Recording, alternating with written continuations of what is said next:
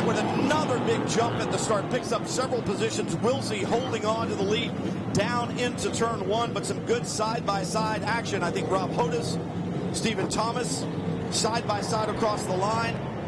Baker in there as well. And right now, Cameron Castles with a great run off turn two, beginning to put pressure on Naveen Rao just behind Lance Wilsey. Castles in the blue and yellow 75, and joining him, the 54, Dean Baker, really all over the back of Cameron Castles as they head down towards the King. Yeah, exciting stuff. And we saw that number 61 car make a pit stop. Maybe that hasn't worked in its favor, because that car has it's back out on the racetrack, but it's, well, at least a half a lap down to the rest of the field, because it had to serve that minimum pit stop time of 115 seconds because they did take on fuel. That car is now 53 seconds behind the leader as they go on to lap 9 with just over half an hour in the books in this 3-hour race. Naveen Rao with another little slip up coming off of turn 6, but good battles back behind him. David Grant trying to move forward just in front of him now, I believe. 11 of Stephen Thomas trying to move forward after that penalty on the initial start. But Rao seems to have a bit of a problem in turn 6 again, getting the power down. Wilsey did not, and that's allowed Cameron Castles to look to the outside, side by side into the braking zone for the bus stop, and Castles around the long way and gets the job done. Impressive stuff. How difficult is that to do? That's definitely impressive. he got and a big wobble coming off. He goes across that standing water. Cameron Castles does. That blocks his acceleration. He's got to get out of the throttle. Naveen Rao says, "Thank you very much. I'll take it right back." That was great racing by both of those two. What a move that was by Cameron Castles around the outside. He just got by Purple, by the way, in sector 2. That's leading down to the bus stop. But he's going to have to do it all again now. He's back into 3rd position. Castles takes a deep breath, gets things back under control, and just behind them, David Grant working his way up from 10th on the start. He's gotten past the 17 of Rob Hodes. He's gotten past the 6 of Dan Goldberg, and he's moving forward. Another full course caution would help him immensely catch up, but he's got a good car underneath him right now, that Norman chassis, and he's putting it to good use as he's moving his way forward. I think he's been able to mentally put that mistake behind him and just focus forward, and that is where he is headed right now. The next car in line for Grant is Dean Baker in the 54, well up the road. Look at this battle, the 17 of Hodes and the 6 of Dan Goldberg, moving back up through the field again after that spin at turn 6 a little while ago. So he's now having dropped as low as he actually dropped as low as 13th position. He was 12th at the restart, and now with that lead past number 17 guy, that's back inside the top 6 for Dan Goldberg from South Florida. Lance Wilsey maintains the point out front, 1.8 seconds ahead. Treacherous conditions here at Daytona International Speedway. Good battles all the way around Daytona International Speedway. Round 1 of the 2020 IMSA Prototype Challenge Series. Lance Wilsey out in front. Naveen Rao and Cameron Castles have been having a great go of it. But Castles, with that little slip up, literally and figuratively out second place back around, and it's really allowed Dean Baker in the 54 to close back up on the rear wing of Castles. A good battle going on here now for 3rd and 4th. Yeah, that's right. And David Grant moving up behind those two as well. A little bit of a gap back to David, who did serve that drive-through penalty after jumping the start, being held up for jumping the start. But at the front of the field now, Lance Wilsey, he's been closed down by Naveen Rao, who's clearly now coming more comfortable in these conditions. A couple of things to think about. Rain, you're going to get better fuel mileage, but fuel mileage can be an issue. When you drove last year, Austin, 100 liters in the fuel cell. Teams running well beyond an hour 15 minutes at some point in time. Now, Daytona will use fuel because you're at full throttle for a lot of the time, but the rain brings fuel savings, does it not? And this year you need that. You've got an 85-liter fuel cell. They took 15% of the fuel away, and that means the stints are going to be a lot shorter as far as fuel goes. Yeah, definitely. And there's a lot of caution period. It took a while to get the race to start, and then that first caution period, it saved a lot of fuel. I heard a couple of teams talking about having to do maybe a fourth stop, a quick splash, but I think that that eliminates that now. I think they're going to be down to 3 stops.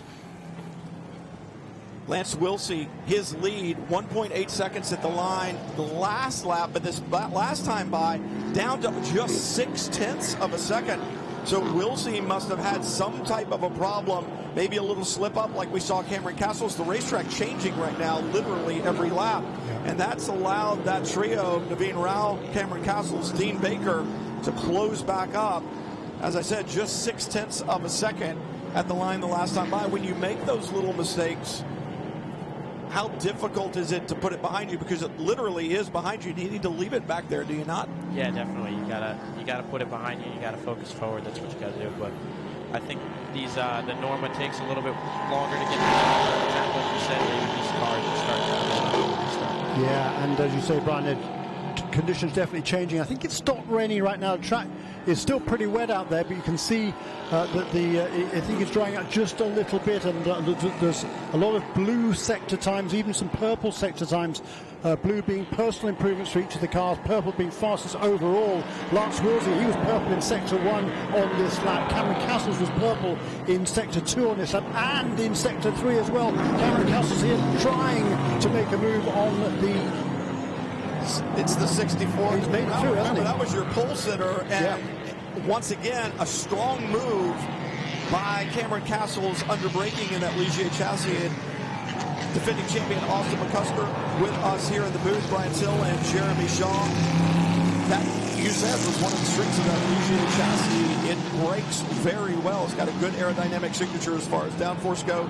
And right now, Cameron Castles, even in the wet, seems to be able to use that to his advantage. Yeah, definitely. I mean, he had a little bit of a slip up getting by Rao at the restart, but now it seems like he's got his head down and he's pushing to go against Wilsey now. Cameron Castles up to second place, and on the radio for Lance Wilsey, they are going to let him know there's a new second place contender, and Cameron Castles has his sights set squarely on the rear wing of that 33 in front. Can Cameron Castles close down and take the lead here at Daytona? 1.8 second lead for Lance Wilsey the last time by at the line, but it was over Naveen Rao because shortly past the start and finish line, second place change. Cameron Castles jumped into that position, and it looks, Jeremy Shaw, like he's able to start making ground immediately on Lance Wilsey, our leader. Yeah, he made up a couple of tenths in the first sector on this lap. He's made up another tenth of a second in the second sector, has Cameron Castles on the race leader. So he's doing his darndest now to reduce that gap.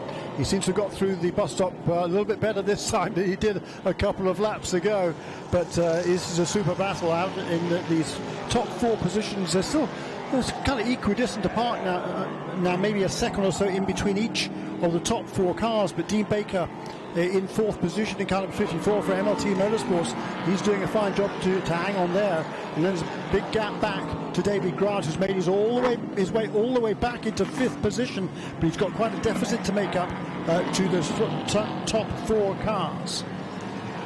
It looks like Dan Goldberg indeed has gotten past David Grant. So right now, with the conditions changing on the racetrack, you're kind of exploring every lap. And Austin, I've always said to young drivers, if it's shiny, it's slick. And right now, in these changing conditions, without rain falling on the racetrack heavily, you can see some areas that seem to be a bit dull, other areas that seem shiny. Is that pretty much the case here? If it's shiny, is it slick? Yeah, usually like that. That's just the way we think about it. You know, there's probably going to be a dry line forming soon if it stops raining. It looks like it has, so definitely going to be looking for a dry line. But you want to make sure you don't overheat those Michelin tires. How challenging is that, though? Because as the dry line begins to form, you don't want to overheat the tires, but you need the rain tire to make the pass with, because to pass, you have to go offline, and offline is wet. So those are some of the most treacherous conditions you can drive in, are they not? Definitely when there's a dry line and you're trying to pass someone and obviously the offline is wet. At that point, it's you just got to make the smartest decision and not make sure you don't brake too late. And, outbrake yourself. Yeah, pretty much. new fastest race lap last time around for Cameron Castles in the second place machine. That's car number 75 for Performance Tech Motorsports in South Florida. That blue and yellow car, new color scheme from last year for Cameron Castles. Boy, what a good job he's doing. He's really he's obviously super confident. We saw that with his move around the outside into the bus stop, but having big slide on the exit, he's clearly got the confidence back after that little moment, and he's now trying to track down Lance Willsey, who still leads this race. But on this lap, it was purple in sector one, fastest of all for Lance Willsey, but still the second place car is definitely inching closer. Across the line they go, less than a second then between Lance Willsey and Cameron Castles, and all of a sudden the third place car of Naveen Rao is a full 4 seconds back. Cameron Castles carving away at the lead that Lance Willsey has. And if you're from the north and you're watching this, we were talking about if it's shiny, it's slick, it's like walking outside on a freezing day and you see those little glossy patches, you know that's black ice, and that's what this racetrack is like right now. These drivers trying to conserve that soft Michelin rain tire and trying to avoid the slick areas. You want to try to find a puddle every now and then to get the temperatures down to help cool them, but at the same point in time, you're trying to keep your competition off your rear wing, and that's exactly what Lance Willsey in that beautiful red, white, and blue 33 is trying to do. But Cameron Castles has closed the lead to within a second, and it's that ebb and flow, that battle. You're like tiptoeing on that black ice to take the garbage out. And right now, Lance Willsey wants to get to the curb first and get back to the house because he wants to maintain that lead, but it is a very, very delicate balance out front. It is, and a new fastest lap again for Cameron Castles in second position. A 2 minutes 1 now, 0.502, 2 minutes 0.1 in wet conditions. That's pretty darn good. Also, let me ask you this. I've heard drivers say, yeah, I like to run in the rain, but I don't want to lead in the rain. We still have 2 hours and 20 minutes to go. Are you content to run second place and let the leader go find the dangerous spots so you can play off of him? Or do you want the lead? Do you want to be out there in front every moment that you can? I like to lead as much as possible, you know. Greedy, aren't you? Yeah, but maybe sometimes in qualifying or practice you kind of want to be the last guy on track because that's when it's going to be the driest. But in a race condition, you want to lead as much as possible and go from there. How bad's the spray? I watched the cars through the tri-oval right now as Willsey comes past the line once again, and you can see that definitive spray. It's not as bad as it was before, but the visibility in these cars, a lot of people would think, well, you're not an open wheel car, so at least you can see, but you got a windscreen in front of you. Yeah. Definitely, we have a windshield wiper, but it doesn't seem to work that well usually, so you got to make sure you have a lot of Rain-X on there and a lot of everything so it slicks off the windshield. What about the fog from the inside? So I think most of these cars have an actual heated windshield, so you don't have to worry about that. So that's the biggest part. You know, if you don't have that, you could definitely have a big fog in the windshield. That would not be good. Right now, Cameron Castles lost a half a second. We talked about the give and take here at Daytona International Speedway in IMSA Prototype Challenge. Well, there was that little loss. Either Lance Willsey had a good run off of a corner or Cameron Castles tried something that didn't work. And just that quickly, a half a second is gone. And you think, well, it's a half a second. It's not really that much. But a half a second is probably 40, 50 feet down the racetrack at these speeds. And that's the difference of being close enough at the end to perhaps having a draft get you by to the start-finish line. But we've got a long way to go. 2 3-hour races in the 2020 IMSA Prototype Challenge Series. A 3-hour race here at Daytona International Speedway and a second one at Canadian Tire Motorsport Park later in the season. The rest of the race is an hour and 45. And from a driver's perspective, does that change your outlook on a race, or do you just focus and do your job, which is go as fast as you can and don't hit anything? Definitely go as fast as you can and don't hit anything. But this strategy comes into play a little bit more in the 3-hour races, and like you said, with the lower fuel loads, it'll come into play a lot more. Some super battles all the way through this field, and there's a long way to go, obviously, in this race, and there's plenty to watch out there as well on the racetrack. But a great lap here for Lance Willsey. He's been able to extend his lead over Cameron Castles. It wasn't the fastest lap on the racetrack last time around for Lance Willsey, but it was another 1 minute 1:02.2. He's turned very consistent laps each of the last 3 times around. But Cameron Castles has been fast, but he's been inconsistent. I was wondering when we were going to start seeing pit stops, because we've gotten to 2 hours and 18 minutes to go, which means we're past the 40-minute mark. That's the minimum drive time for these drivers, and we're beginning to see pit stops unfold. Part of that strategy to get that bronze driver out in these very treacherous conditions, get your silver driver in, give them the opportunity to perhaps make some hay. If you've lost a little bit of ground, you see the 17 sitting there. Rob Hodis will be climbing out of the 17. That Norma chassis he'll hand over to Garrett Grist, a very talented race car driver from Ontario, Canada. Only 24 years of age, and Grist not only doing work here in the IMSA Prototype Challenge category, but also spent a lot of time in the European Le Mans Series. Third in 2018 over in the European Le Mans Series, so has a lot of experience around the world. Most importantly, in these LMP3 machines, a problem for the 11, Stephen Thomas. We talked about not a lot of experience. The driver only been driving for 13 months, but I think he's done an exemplary job here in some very difficult conditions in this first 43 minutes of competition here at Daytona. I completely agree with you, Brian. He's running in the 8th position there and holding off some drivers with a lot of experience behind him. He looks like he's made a mistake there, but he's able to, I think, to get it going again, so that's certainly good news. That number 46 car as well was the first car onto pit lane. Steve Scullin, the third, handing over to Scott Hofecker the second. So I think it'll be Scott driving that car now. And this was the first professional race for Steve Scullin, but he's done a lot of racing in his youth and some historic racing, but this is his first professional outing. And Scott Hofecker, well, he's definitely a young, very, very talented youngster. We'll see what he can do at the wheel of that car number 46. Well, we talk about the different drivers in the FIA, which IMSA runs under FIA international rules.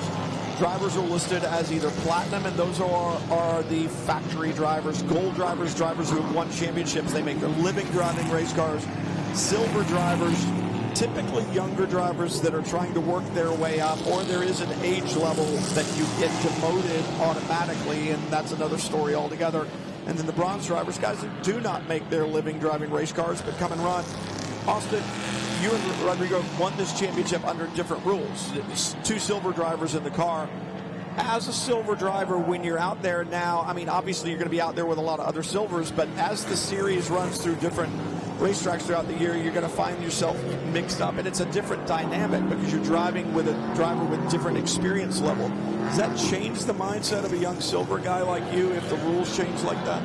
Sometimes when you're out there with some bronze drivers, you just got to be aware of your surroundings sometimes. And, you know, as a young driver, you're hungry and you want to get past them as much as possible, but you got to play the patience into the game, and that's what I usually have to think about when I'm trying to pass a bronze driver. Just think about it like that.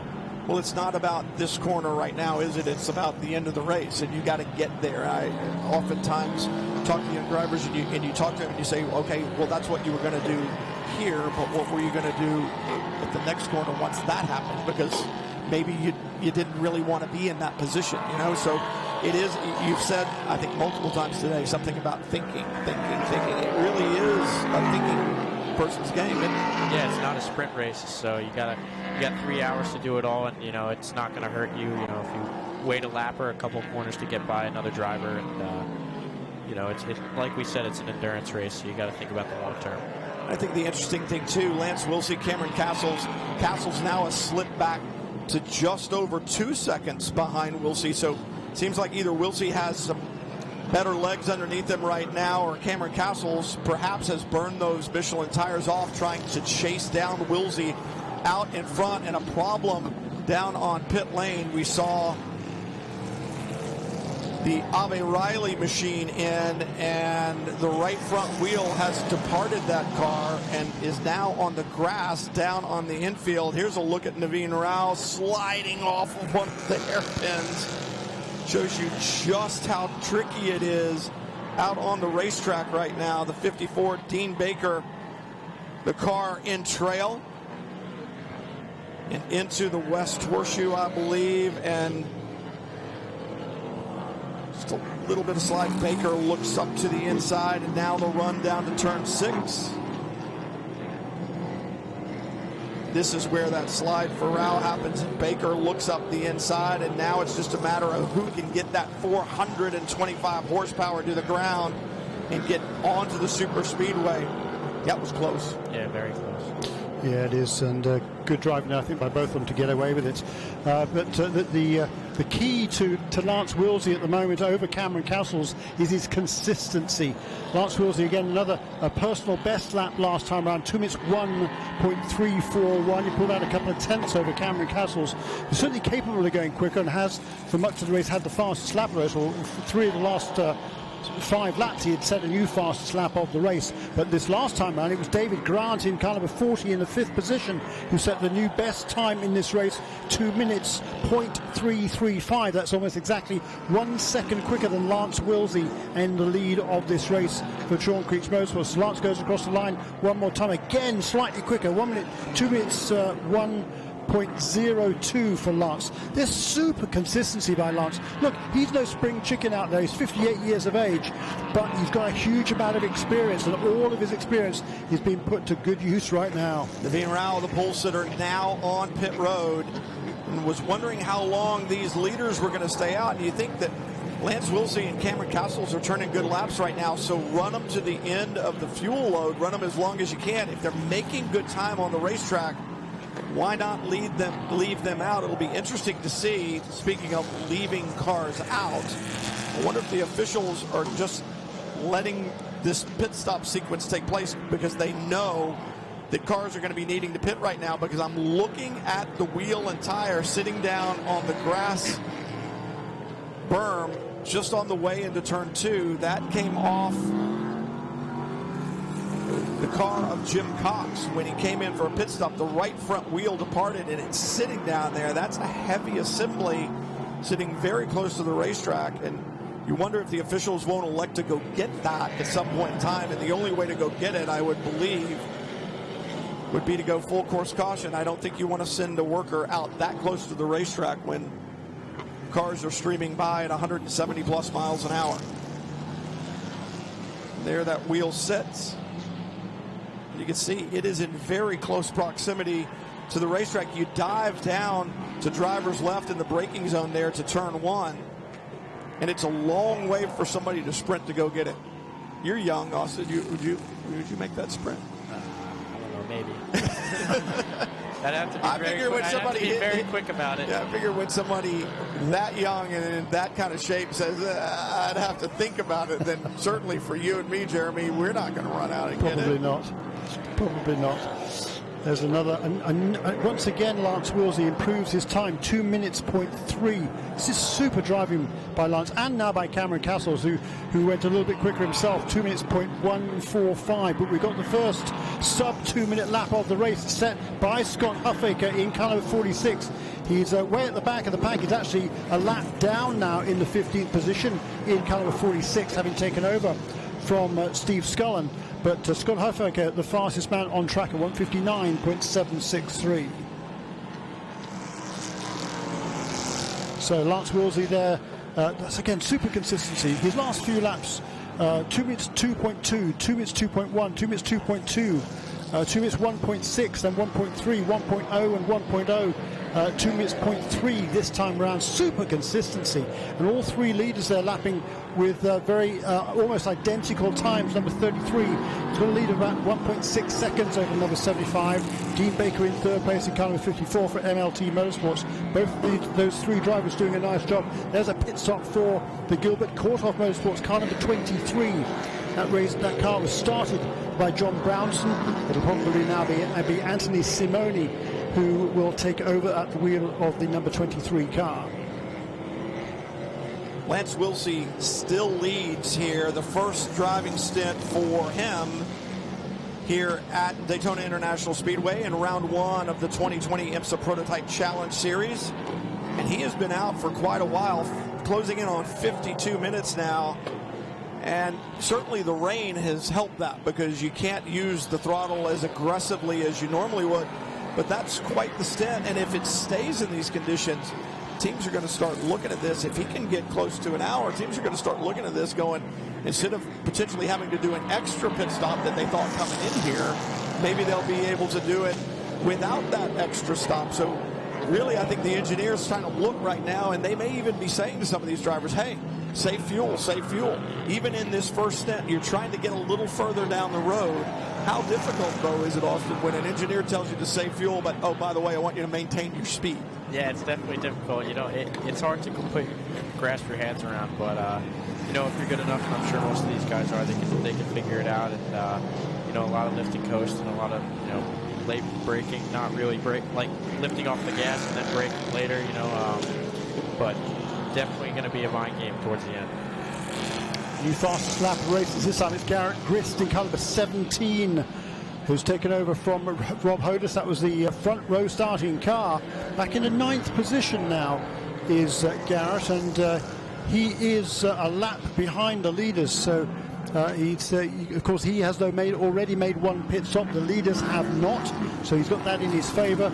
And Garrett Grist, the Canadian, is turning some very quick laps. There's a move, though, change for the lead. Lance Wilsey makes a one slight slip, and Cameron Castles is now through into the lead in car number 75. Well, and I was just thinking about this. I was having a conversation with Gary Grossenbacher a little bit earlier today, the engineer on the 33 for Lance Wilsey, and Anthony Lazzaro, one of the best engineering minds in the paddock, whether that's in Prototype Challenge or even down in WeatherTech time in IndyCar, NASCAR, a guy that is incredibly smart when it comes to engineering. And I was wondering if at some point in time they weren't going to start pulling reins back on some of these drivers to perhaps stretch fuel a little bit. But for Lance Wilsey, there's the answer. Gary Grossenbacher did not tell him to do a 360 coming onto the banking in turn 6. That's what gets Cameron Castles by. But at this point in time, with that position given up, I wonder if Gary is punching those numbers, like we said, thinking if we can just get him a little bit further, we can eliminate a pit stop. And if your engineer calls you and says, hey, let's save some fuel, I don't care if you have to lose a position, this, that, and the other, how difficult is that for a driver to let a couple of people go going, hey, the benefit, the award may not come right now, but it's going to come in 2 hours and 6 minutes. Yeah, you definitely have to trust your engineer and the strategy. Once you do that, you're going to have a lot of trust. Then you can, you know, exceed definitely towards the end of the race. So we've got 8 cars on the lead lap at the moment. Number 75 leads. Cameron Castles has just taken the lead over Lance Wilsey. Dean Baker in 3rd place in car number 54. Dan Goldberg 4th in car number 6. David Grant in car number 40 in the 5th position. Behind him, Stephen Thomas still doing a very nice job. His first ever pro race in 6th position in car number 11. The other cars on the lead lap, Greg Palmer in car number 3. And Dave House in car number 86. Then the first car a lap down, but the fastest car on the racetrack is Garrett Grist in car number 17. 1 minute 57.9 he turned last time around. The race leader, Cameron Castles, 2 minutes 0.9. In fact, Grist will be coming up behind the leaders pretty soon. In the next few laps, he's going significantly faster. Round 1 of the 2020 IMSA Prototype Challenge Series continues from Daytona International Speedway with Cameron Castles out in front. There's a 1.9 second advantage over Lance Wilsey last time at the line. And I think back to last year, we talked about Cameron Castles driving anything. He took his first victory in the Lamborghini Super Trofeo Championship at Road America and was absolutely elated. If they could keep the 75 car out in front here at Daytona International Speedway, what would that mean to them, Jeremy?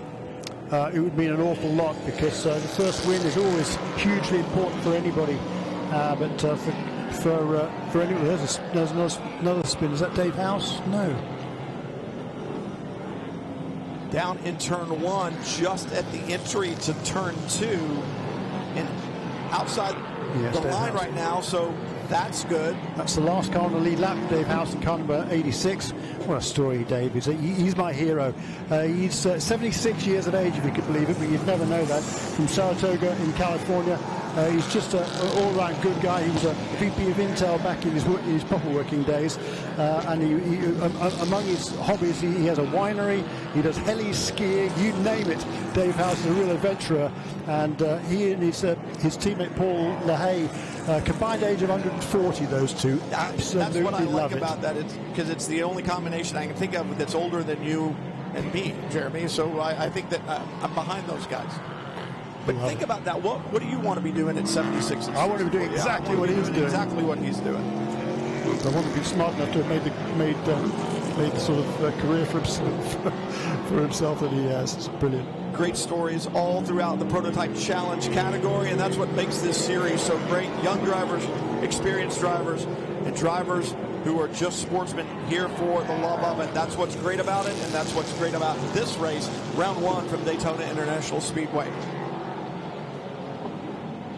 Dave Howes back underway after his problem in turn one, but out in front, Cameron Castles somewhat trouble-free over the last several laps. It's not that he hasn't put a wheel wrong throughout the first 58 minutes of competition here. He's had a little mistake here or there. He's been in great battles for the lead, for second place, for third place. Now he finds himself out in front after Lance Wilsey with a problem coming through turn 6 onto the super speedway.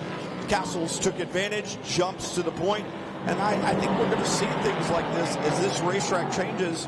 Austin, you and I were talking about it. The racetrack literally changes every single lap now. Without more rain falling on it, it's different as these 17 cars go by and dry it out a little bit more. Every time you come around another 3+ miles, it's a new racetrack. Definitely, without a doubt. And you just got to adapt as quick as you can and make sure you don't make those mistakes. But it seems like it's starting to get a little bit darker over this Daytona International Speedway. Yeah, new best lap of the race there for Cameron Castles. Not the fastest lap of the race, but his best lap. He's now sub 2 minutes, 1:59.6 for Cameron Castles. The quickest car on track that last time around. There was a 1:58.4 by Garrett Grist, and we just saw a glimpse of Garrett Grist trying to get past Lance Wilsey. It looks like he didn't make it though, did he? He caught up though with Lance Wilsey. Lance Wilsey, of course, running second in this race. Garrett Grist is a lap down, having that car already made a pit stop, and they're behind him chasing that black car, Dean Baker. Another really, really good run for Dean.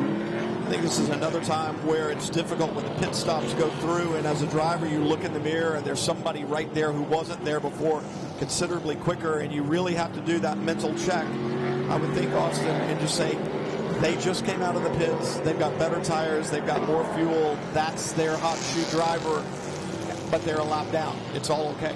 Definitely, it's all okay. You got to kind of run your race and go from there. But if you're going to be racing them and towards the end of the race, you kind of want to make it difficult for them. Not as easy, but you just got to run your race and make no mistakes.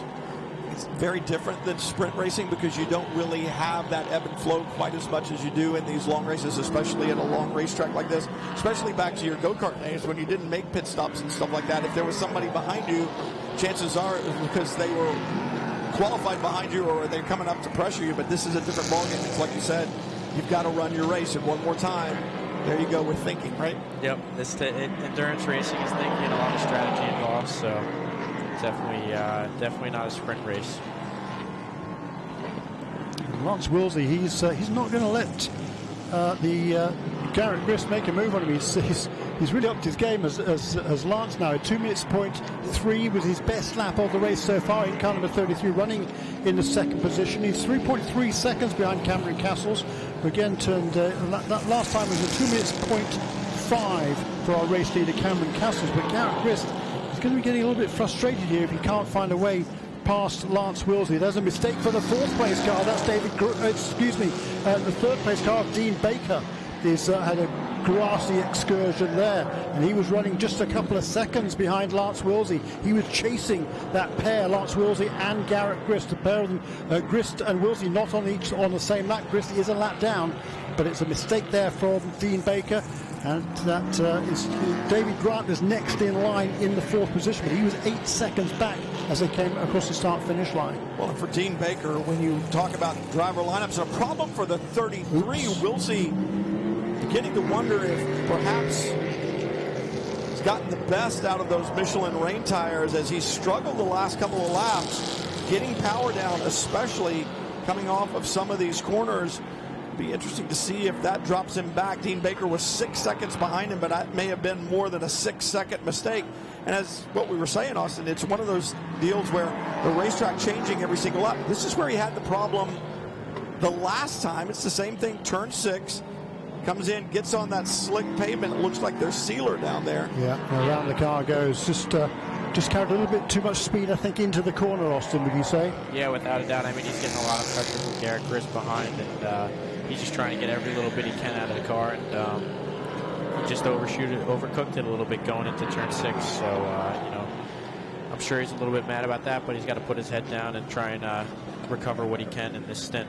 He has indeed, and as Cameron Castles goes past the complete lap 26, he's seen a few more pit stops. Car number 6 was in last time, and also number 11 car is into the pits as well. That is Stephen Thomas, who's got himself up into the 5th position before he brings that car onto pit lane. For Dean Baker, we were talking just before we saw the problem for Lance Wilsey.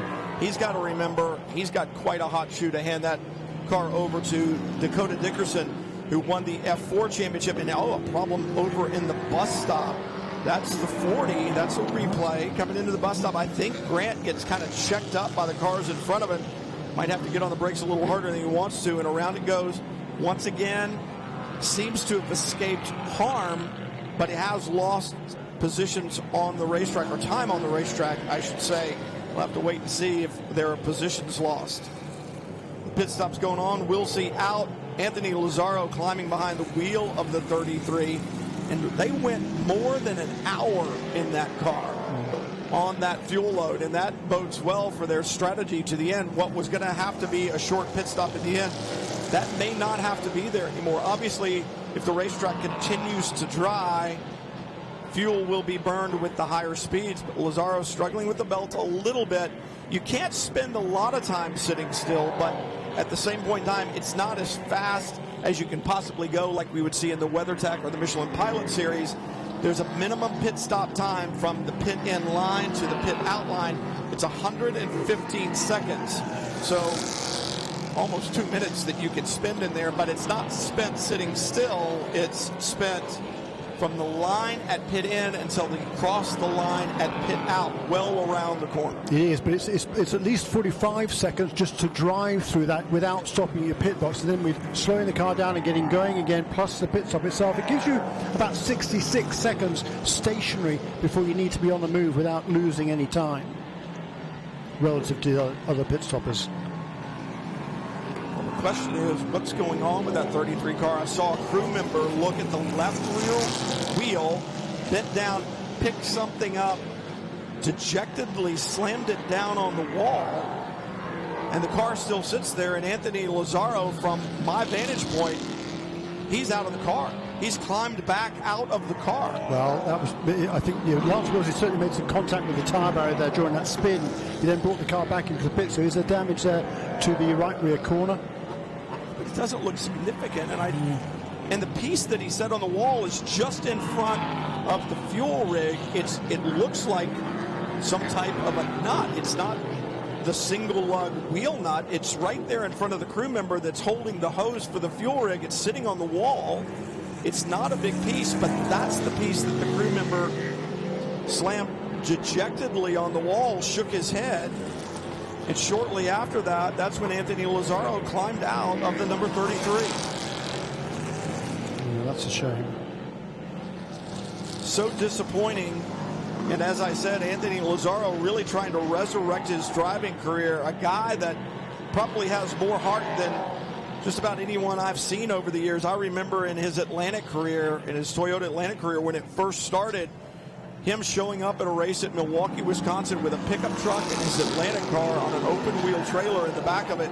He won that race over bigger teams that were out there, and consequently moved on in his career and has had some good opportunities along the way.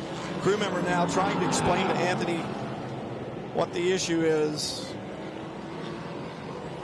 And Cameron Castles goes past one more time, and again, good consistency now from Cameron. Cameron Castles really settled down, but now hot on his heels is the first car lap down, Garrett Grist. He's now up to 4th position overall, remember, and Garrett Grist, that car has already made one pit stop in 4th position. He's still a lap down, but not for very much longer, because Cameron Castles, as they go through the East Horseshoe, is trying to stay remain one lap ahead of Garrett Grist. David Grant is now up in the second place in car number 40. Car number 54 is onto the pit lane. That's a third place car. And did we see a spin for number 54 a couple of laps? Because he must have had a spin a couple of laps ago. We saw several other spinners. I don't remember seeing that one. I'll tell you what I'm impressed with. Cameron Castles certainly has been driving well. We talked about that earlier. We qualified it by mentioning his race win in Lamborghini Super Trofeo at Road America last year. But it's an hour and 6 minutes since this race started. And of anyone that's out there, Cameron Castles has not only been going fast and racing strong, he's done it and been miserly on fuel. Now an hour and 7 minutes since this race started, and Castles still out in front. Yeah, and I'm not necessarily surprised. I mean, there's been the race started under caution. The first 2 laps were under caution. Then we had another full course caution between laps 6 and 9. So that certainly helps. You do tend to use quite a bit less fuel in the wet than you do in the dry. So I'm not surprised he's able to keep going this long, but I don't think he'll be out there for much longer. I wouldn't think so either. There are only 3 cars that have yet to stop. That's the 54 of Baker, and actually he did just stop. The 40 of Grant and the 75 of Castles, and Castles leads yet another lap here at Daytona across the line, closing in on an hour and 8 minutes on this first fuel load. But for the lead, I say for the lead, it's not for the lead.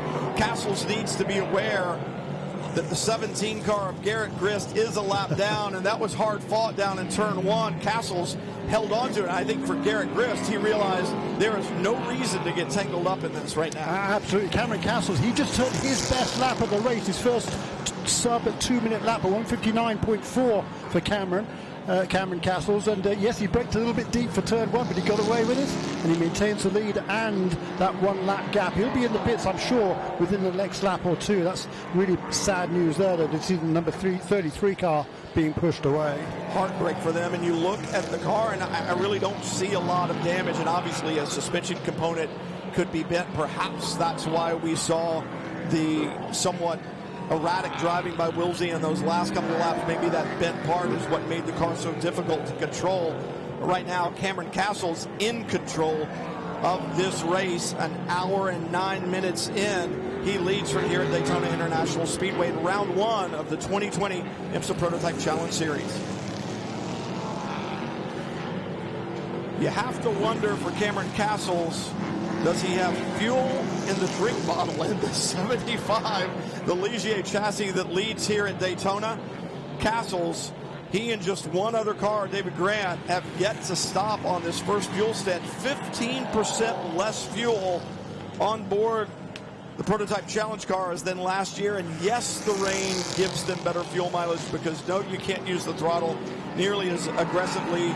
The 425 horsepower or so in the back of these P3 cars, you can't feed them the entire time because you can't get grip. But impressive stuff to maintain the speed, to run out in front and still have some of the best mileage on the racetrack right now for Cameron Castles. You would expect to see him handing that car over to 26-year-old Max Hanreddy reasonably soon. I don't know how he could go much further. No, another great lap though. 1:59.5 for Cameron Castles there in the lead of this race, and he's still keeping Garrett Grist behind him. There are 2 other cars that have not yet stopped, in actual fact, but they're both already a lap down to the leaders. Greg Palmer in the Junior 3 Motorsport entry, car number 3. He's running in the 4th position, has not yet stopped. Neither has Dave House, who we saw had a spin earlier on in car number 86. But now we do see the pit stop for the 2nd place car. David Grant will be into the 47 Motorsports team pits to hand over to his brother, Keith.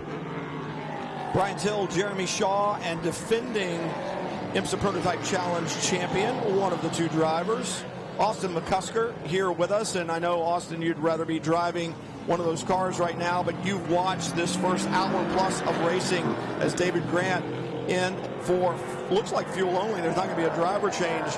Your impression of this first hour plus? Yeah, I mean, it's definitely been exciting as we thought going into it with the rain, and it seems like it's definitely lived up to its name. We've had the Lance Wilsey car go out, which was, I think a challenge for the win today, and then the Matt Bell car having a problem with the drive-through penalties. So I think those were some two big contenders, but we'll see now after all the pit stops are done where everything shakes out, and see where the second and third stints go. Yeah, it's pretty interesting because of the cars that have pitted, Garrett Grist is in third place overall, and he leads the next car that has pitted is Jonathan George now, who's taken over from Joel Janko in car number 47, but he's a full, 40, nearly 50 seconds behind Garrett Grist, so a huge lead over the rest of them for Garrett to have made a pit stop. Here now, finally, comes that number 75 car. Leader Cameron Castles on the pit road. We saw the 33 of Lance Wilsey, Anthony Lazaro, push behind the wall moments ago. Not the only car that's out, and need to certainly mention the 10 as the 75 begins its pit stop. The 10 from Robillard Racing, Joe Robillard, Stephen McAleer, did not qualify, did not take the green flag, and that is a massive disappointment for that team. They came here this year looking for a little bit of revenge. Stephen McAleer led this race with Kitten Cook last year in the latter stages when they lost the wheel on the infield portion, and that really dashed his championship hopes. McAleer, the only driver with 2 victories on the season, that team, the only team with 2 victories on the season, and yet dropping out of this race really impacted their championship hopes. So when you look at the 33 going behind the wall, or the 10 not able to even take the start, that does not bode well for their championship hopes. It's not over, but it certainly is a huge setback. And the odd thing about the 10, an engine problem, and they found what they believe to be a sand-like material in the intake. They had had fuel pressure problems that had been getting worse and worse and worse throughout practice, and then eventually in qualifying. And it looks like somehow, some way, there's some type of debris in the intake of that engine, and that is not good news. Not able to take the start here at Daytona as the 75 completes the stop, heads back underway. Remember, 115 second is the minimum time that you can spend on pit road. And how difficult is that to time, Austin? I forget whether it's 1:15 or 3 minutes. It's from the line in to the line out. So how does that actually get done? Because there's got to be some guessing and some extrapolation from the time you drop the car and roll to the time you cross the line and pit out. Yeah, I mean, in our cars last year we had a timer, so it would hit a a point going into the pit lane, and then once you stopped in your box, it would count down to when you should leave, and then once you get towards the end, it'll give you a green light or a red light if you're going to go over or under the time allotted that you set to that timer. So usually, you just try and leave when you can, and you can get the exact time to get out of the way. Yeah, so there is some help for you as the driver, but it's down to the team to set that to calibrate that properly to make sure it doesn't read wrong. We've seen a couple of cars have had penalties for a pit stop being too short, but Cameron Castles was able to retain the lead after making that pit stop to hand over to Max Hanratty in car number 75. The gap as they came across the line was 24 seconds, but of course number 17 car in second place was at full speed. The number 75 was just cruising down the pit lane at the maximum allowed 60 kilometers an hour, so that gap is going to be a lot less than that by the time they both get up to speed. David Grant, he made the pit stop 1 lap before Cameron Castles and resumes in third position. He's now ahead still of car number 3, which is Greg Palmer. He hasn't yet stopped at all, running in the 4th place. And behind him, Jonathan George in car number 47. And then the young Estonian, Tristan Vidas, in car number 60. He's taken over from Bruce Hamilton, showing some really good laps in that number 60 car. The question is, when you look at how far the 75 went, can they do it on just one more stop? They went so far, it looks to me like if you do the math to the end of the race, perhaps just one more stop for the 75. Yeah, I completely agree. And also number 40, conceivably the number 54 car as well. I don't think there's probably going to be anybody else that can make it that far without that extra pit stop. But that's something that's going to pan out pretty quickly. But now Garrett Grist is through into the lead of the race. Where is Max Hanratty? There he goes. Boy, that was a very conservative outlap for Max Hanratty, and a 10-second lead then for Garrett Grist as they start lap 33. So 32 laps now completed in this 3-hour race. We've got 1 hour and 45 minutes remaining. So that's exactly halfway through the race, isn't it? With an hour 44 to go. That means we've had an hour What does that mean? No, not quite halfway through the race. Okay, fine. Maths was never my strong suit. Yeah, an hour and 30 minutes to go would be halfway through this race, so we're 10 minutes away from that. That was a new best lap, by the way, for Garrett Grist in car number 17, the new race leader. The best lap of the race, however, that was set just a few laps ago by Anthony Simoni in car number 23. He's running down in 12th position. That number 23 car having had a few difficulties early on in the race, but Anthony is charging hard and trying to make up some ground. Always after pit stops, it's interesting to see how things cycle through and how the order is going to change. You're going to have different drivers in the car now. It's going to take them a while to adapt. Others, like Garrett Grist, have been in the car a little bit longer. He knows the racetrack right now. He knows those conditions. He knows the grip that he has. Other drivers who have just gotten in, regardless of how talented, regardless of how experienced, are going to have to learn the racetrack, and that's going to take time. Yeah, I mean, some people will adapt a little bit quicker than others, but get up to speed as quick as possible. That's definitely the name of the game. But we'll have more of the silver drivers in now, so I'm sure the lap time will drop a little bit quicker. It looks like there's a drive line starting to form a little bit out here in turn 1, but no rain coming as far as now. We'll see how the times go from there. Finally, a pit stop. The last car to make a pit stop. No, number 3 car has not yet been in, has it? So number 3 remains in fourth position, has not yet made a pit stop. But Dave House in car number 86, he finally gives up that top 10 position as he brings the One Motorsports car into the pits. Garrett Grist being shown out front, then Max Handready. David Grant in third in the number 40 car, then the 3 of Palmer. Jonathan George in the 47 Motorsport. Remember, Joel Janko, won the Michelin Encore Challenge with the help of Tristan Nunez. That was an unofficial round of the championship at the end of the 2019 season, so they're coming off of a great run. It'll be interesting to see what Jonathan can do, how far he can move forward. And when you think about that 47 car, that's one of the cars that has 3 drivers in it. So Jonathan George will hand over on their stop to Kyle Kirkwood, one of the Team USA scholarship winning drivers, and a driver extremely talented in open wheel cars, somebody who has certainly higher aspirations in open wheel cars, but he's got a pretty good batting average in sports cars. He ran the Michelin Encore Challenge in 2018. 1 sports car race, 1 victory. So that really not a bad average. Yeah, I'd like to be batting 1,000, right? Yeah, me too. So Grist out in front right now.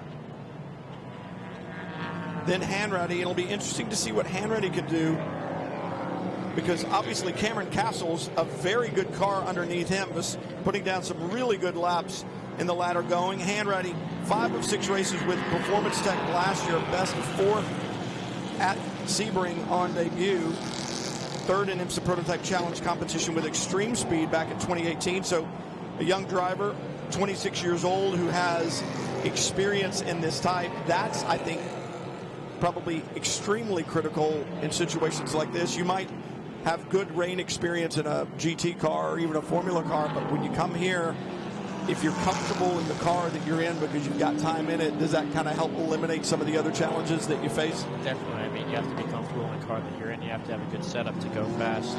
But definitely the more time in the car you have, the more comfortable you'll be. And it seems like, definitely seems like Garrett Grist has got a good lead over second place.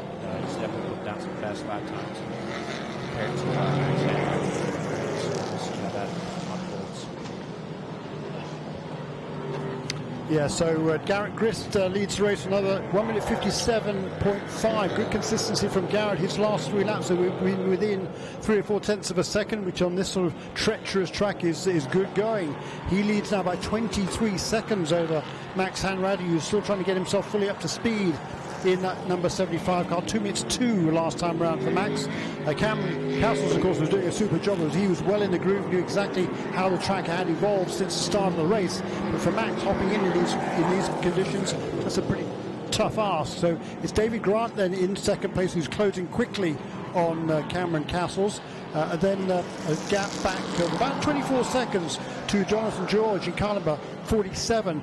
He'll be driving that car, as Brian Till was saying a few moments ago, with George Janko, who started it, and with Carl Kirkwood, who will do the finishing stint.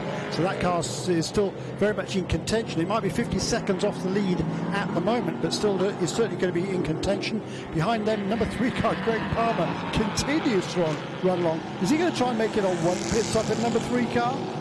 Well, I mean, you talk about pit stops. I think the key to the victory of this race may be for the 75, which, according to the math that we've seen, they can do it on one more stop. Garrett Grist was in that car considerably earlier, so you'd think they're going to have to make 2, and that could very well be the difference in who wins this race. The question is, looking an hour and 38 minutes down the road, is that ability of Cameron Castles to save fuel, is that going to be the key to bring them the victory, his first in the Prototype Challenge category?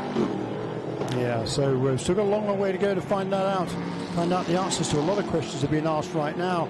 There's a good crowd on hand here this weekend. That's always really good to see. A lot of campers here from the Scouts of America, and they have been prowling the paddock with intensity over the last couple of days. It's been really cool to see. Part, of course, of the traditional roar before the 24, the test for the IMSA WeatherTech Sports Car Championship prior to the Rolex 24 that take place here in 3 weeks' time. So it's a big weekend of action here at Daytona International Speedway.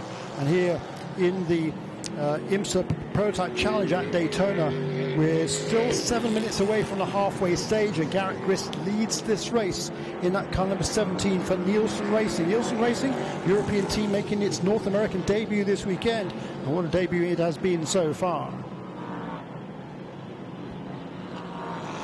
Garrett Grist out in front in the number 17, taking that over from Rob Huddest. Did he have a problem on that last lap? It was a 2 minute, all of a sudden it was a 2 minutes point 3. He'd been doing 57s consistently. Whether he ran across some slower cars or whether he had a quick spin, I don't know. I'm not sure. And then there's the question of, did they suddenly change strategy? But I think it's too late to try to change strategy.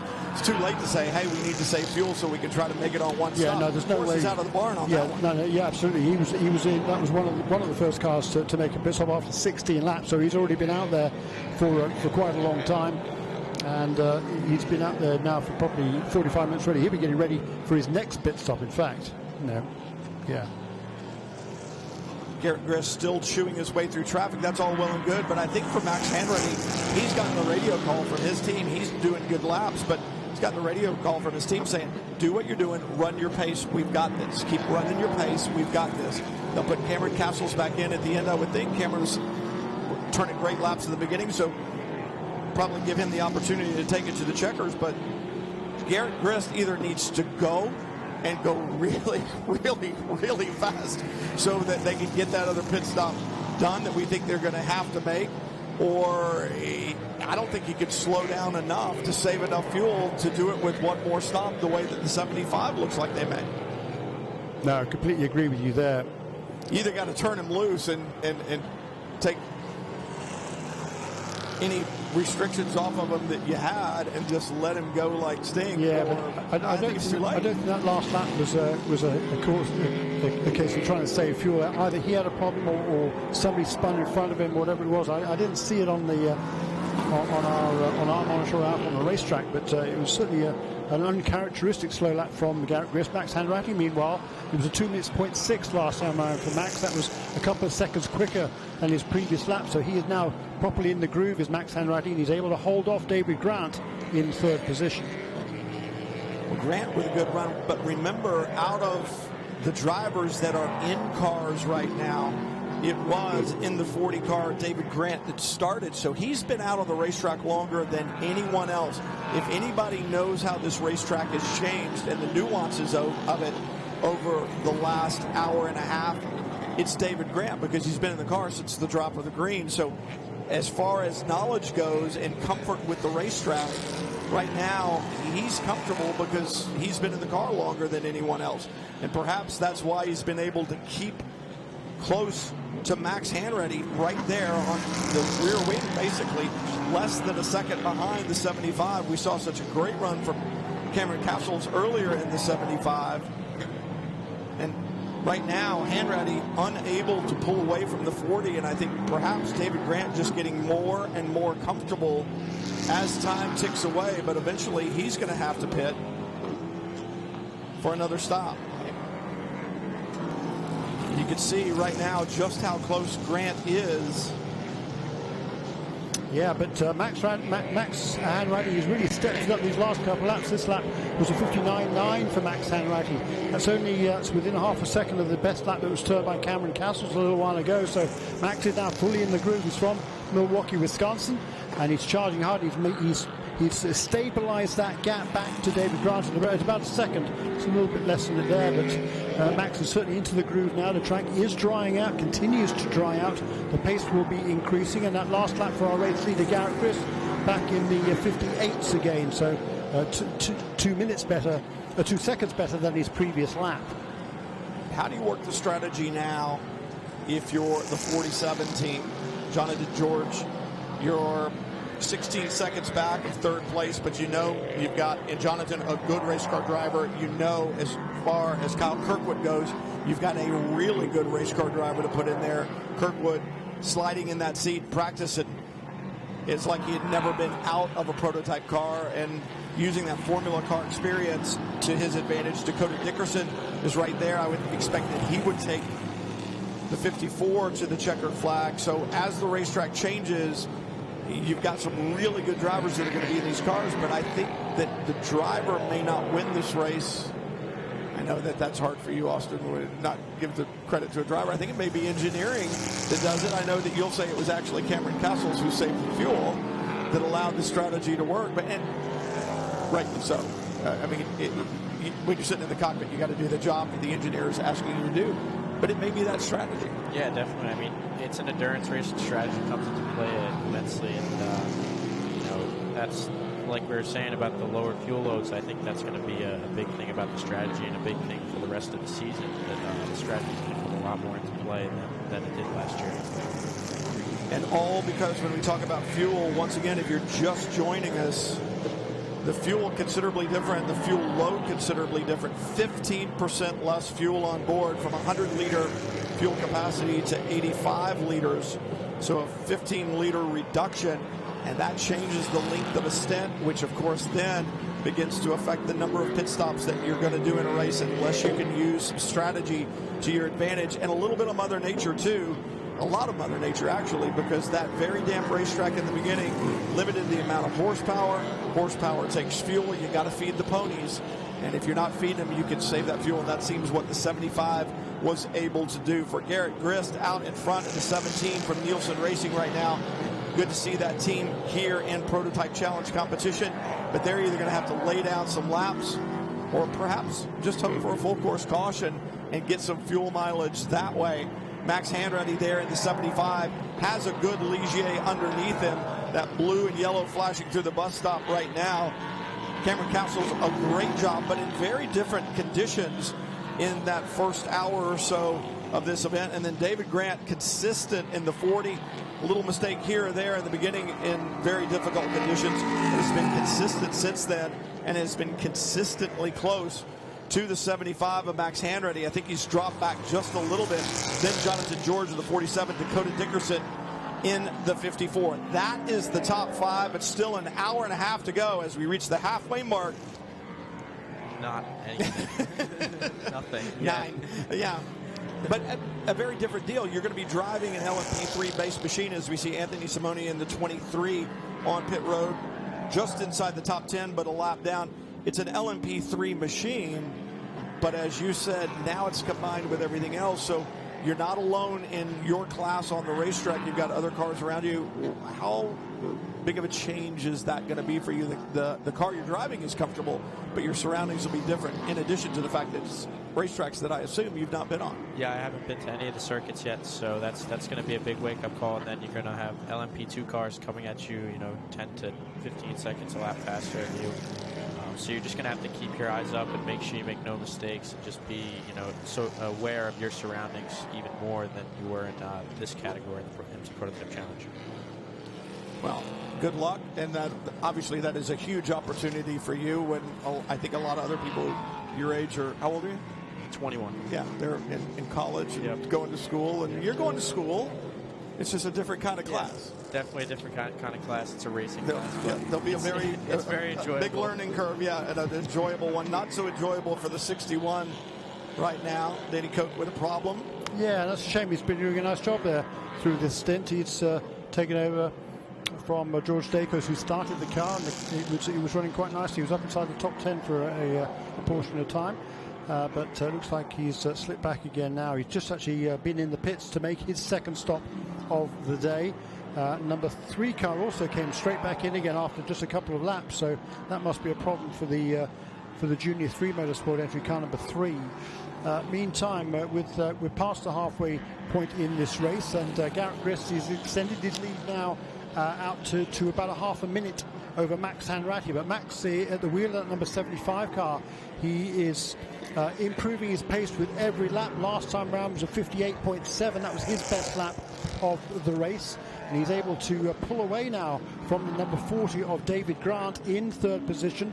The sister 47 Motorsports entry of Jonathan George in car number 47 is in 4th, and he is closing quite rapidly on David Grant. He's now just 2.3 seconds between that 3rd and 4th place car, and right behind them only a few seconds is Dakota Dickerson, who a few laps ago turned the fastest lap of the race at a 56.7. This time around though, it's Jonathan George who sets the new fastest lap of the race of 56.510 for the Florida-based Brazilian.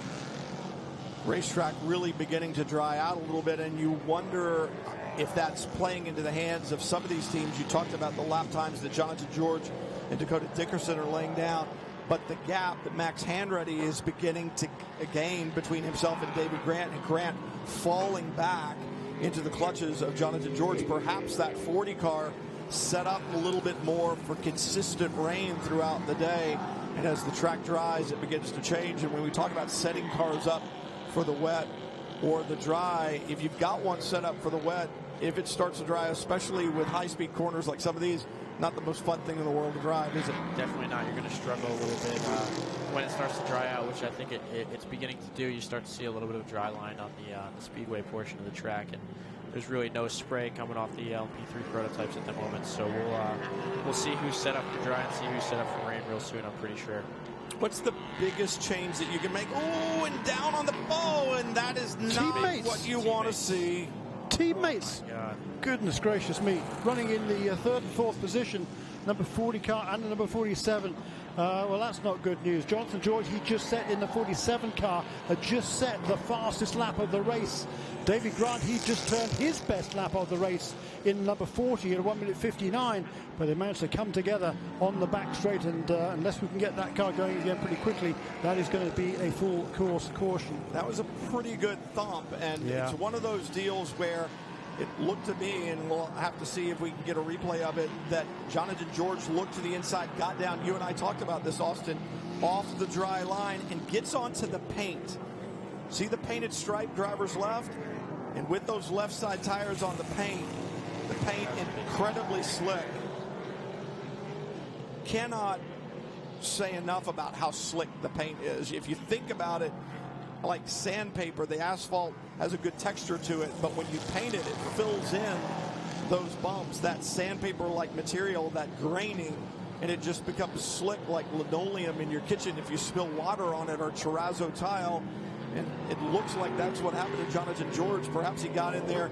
Grant moved a little bit in the 40, and George kind of feinted left to make sure that he gave his teammate plenty of room. But when he did, got on that paint with the left side, and on the brakes, the car just got away from him and then made that impact with his teammate. And it was a significant cloud. I thought for a moment that the right front suspension on the 47 was damaged, but it must have been just the bodywork that I saw up in the air. I mean, if there isn't damage, then the 47 car would be a miracle, because it was a pretty hard hit.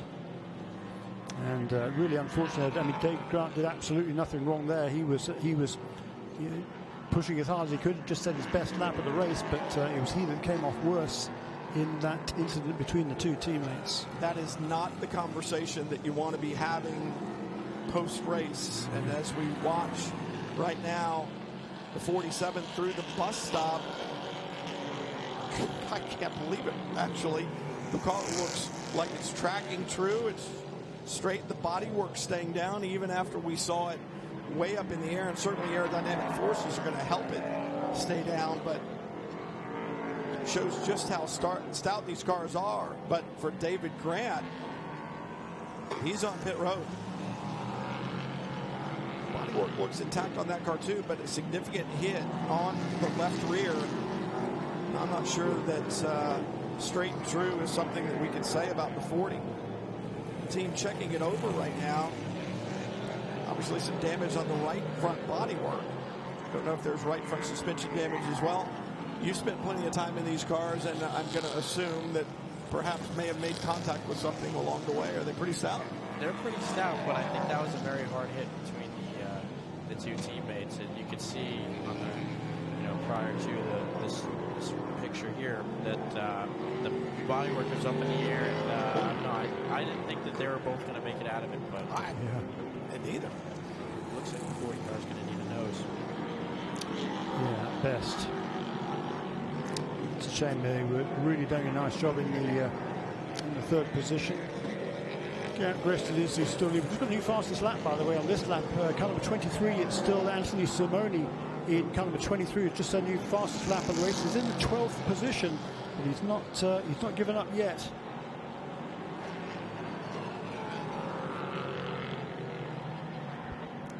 5.679 then the new standard in this race. The race leader last time around. So this is the replay again. There's that solid hit. It's actually the 40 into the 47. Yes, it was. It was the other way around. Yeah. So Jonathan George had made the pass then around the banking, and it was David Grant who was trying to get that position back, moved to the inside there, and I think they had plenty of room, didn't he, there to make that. But so that's why we see the damage on the right front. We got the numbers backwards once they spun around and went through. We thought it was the opposite way, but obviously it was the 40 that got down on the paint. It doesn't really matter who did what other than what car is damaged, but you can tell once again there's danger everywhere around this racetrack. You get that dry line. Austin, you and I talked about that. The dry line is good, but you get off of it, it becomes tricky. You get to that paint like we were talking about just a moment ago, and it becomes a huge, huge challenge. The challenge for Garrett Grist right now may be going fast enough to get far enough in front of the 75 that you just saw go by Max Handretti, because they seem to have the good strategy right now. Dakota Dickerson in the 54, putting down some impressive laps.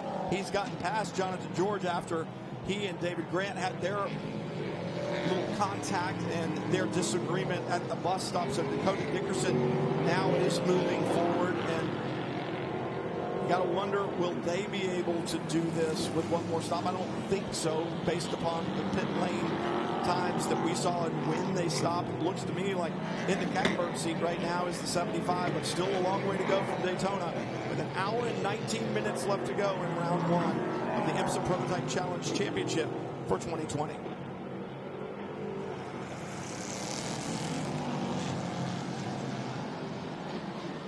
Not just about speed, but about strategy as well.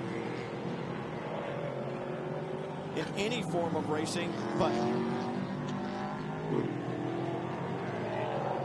speed, skill, experience, they all come into play, and strategy may be the big deal today, because this weather has really mixed things up, and the ability of Cameron Castles in the 75 to extend that mileage in the first stint is what is so impressive. That is what ultimately may give Cameron Castles and Max Handretti a victory here at Daytona in round one. We'll have to wait and see.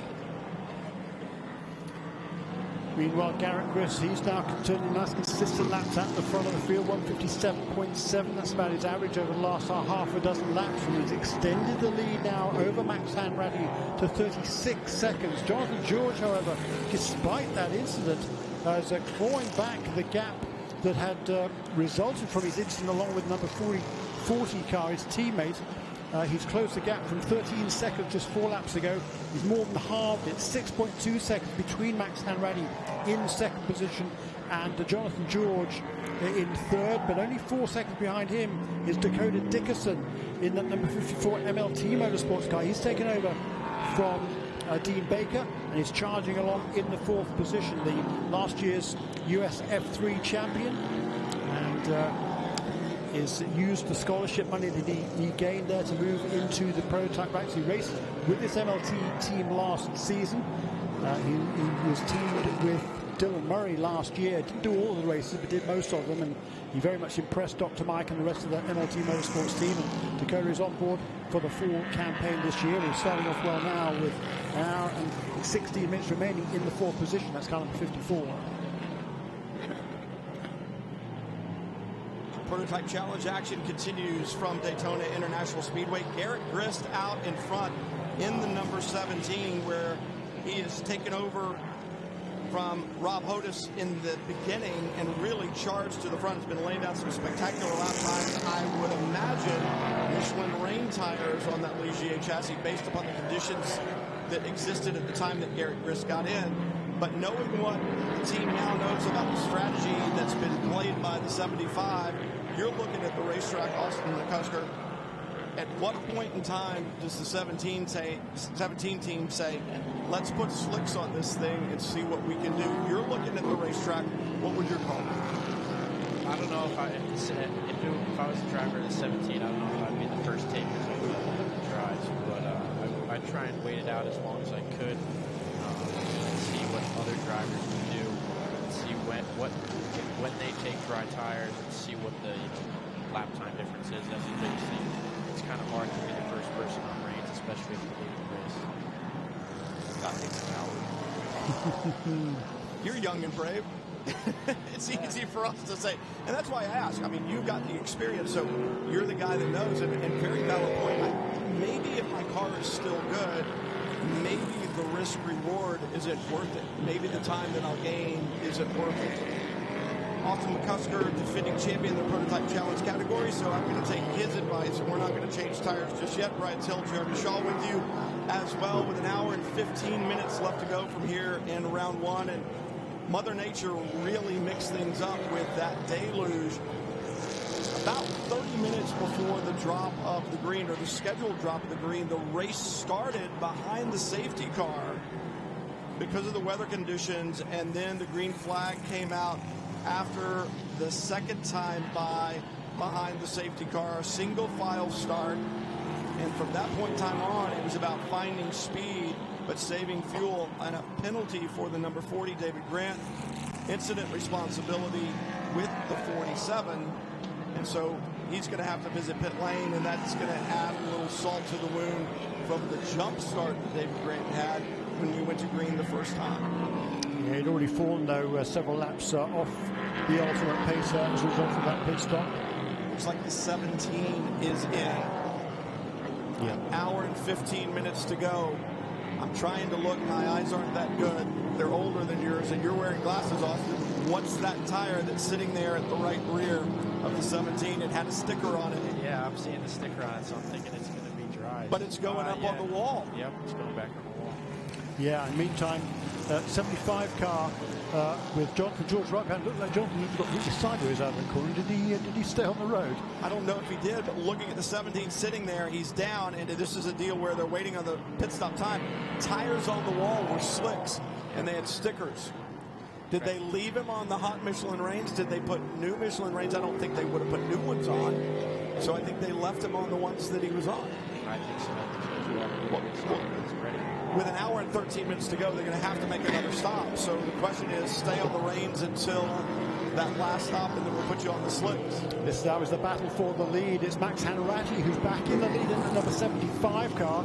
It was Cameron Castles who was leading before the pit stops. So Max, this is the first time Max himself has actually led this race. But look there, right behind him is Jonathan George in car number 47. And he has been the quickest car on the track much of the last few laps. And he is looking to make a move once again here. It'll be Max Hanratty who is his next victim, or that's who he hopes at least, as they head into the bus stop. Things heating up with just over an hour to go from Daytona International Speedway as Jonathan George in the 47, putting pressure on Max Hanratty, the leader. We've had strategy, we've had Mother Nature, we've had speed, we've had problem spins, we've had just about everything you can expect in motorsports in this first hour and 45 minutes. And we still have an hour and 12 to go. And Max Hanratty, a mirror full of Jonathan George, but just behind them, 5 seconds back the last time by the line. We'll have to see where Dakota Dickerson is this time. Takes 0.2 of a second off of that. Dakota Dickerson beginning to move his way forward. So things closing down at the front. And Garrett Grist, even after that pit stop, still being shown in the top 5. A full course caution could completely change the complexion of this race. So it's far from over at this point in time. And when you think about it, you're thinking that Max Hanratty and the 75 could do just one more stop. Yeah. We're thinking that Garrett Grist is going to need another. And Jonathan George and Dakota Dickerson are probably going to need 2 more stops. So, well, I'm not sure about number 54 car. That we will see on that one. But this is certainly fascinating how this race is unfolding. And the Max Hanratty, who's leading this race in that number 75, a big slide there on the entrance to turn 6, but he's just turned his best lap of the race as Max Hanratty, 1 minute 57.111, and he's holding off Jonathan George. Great to have Austin McCusker here to quiz. I just keep asking questions because there's so many that pop into my mind when I watch this. We're watching these cars slide around right now, and I'm thinking the Michelin rain tire is tired. It's beginning to wear out. When a rain tire begins to go, is it predictable? Does it happen suddenly? Is it controllable? What are these drivers having to deal with right now?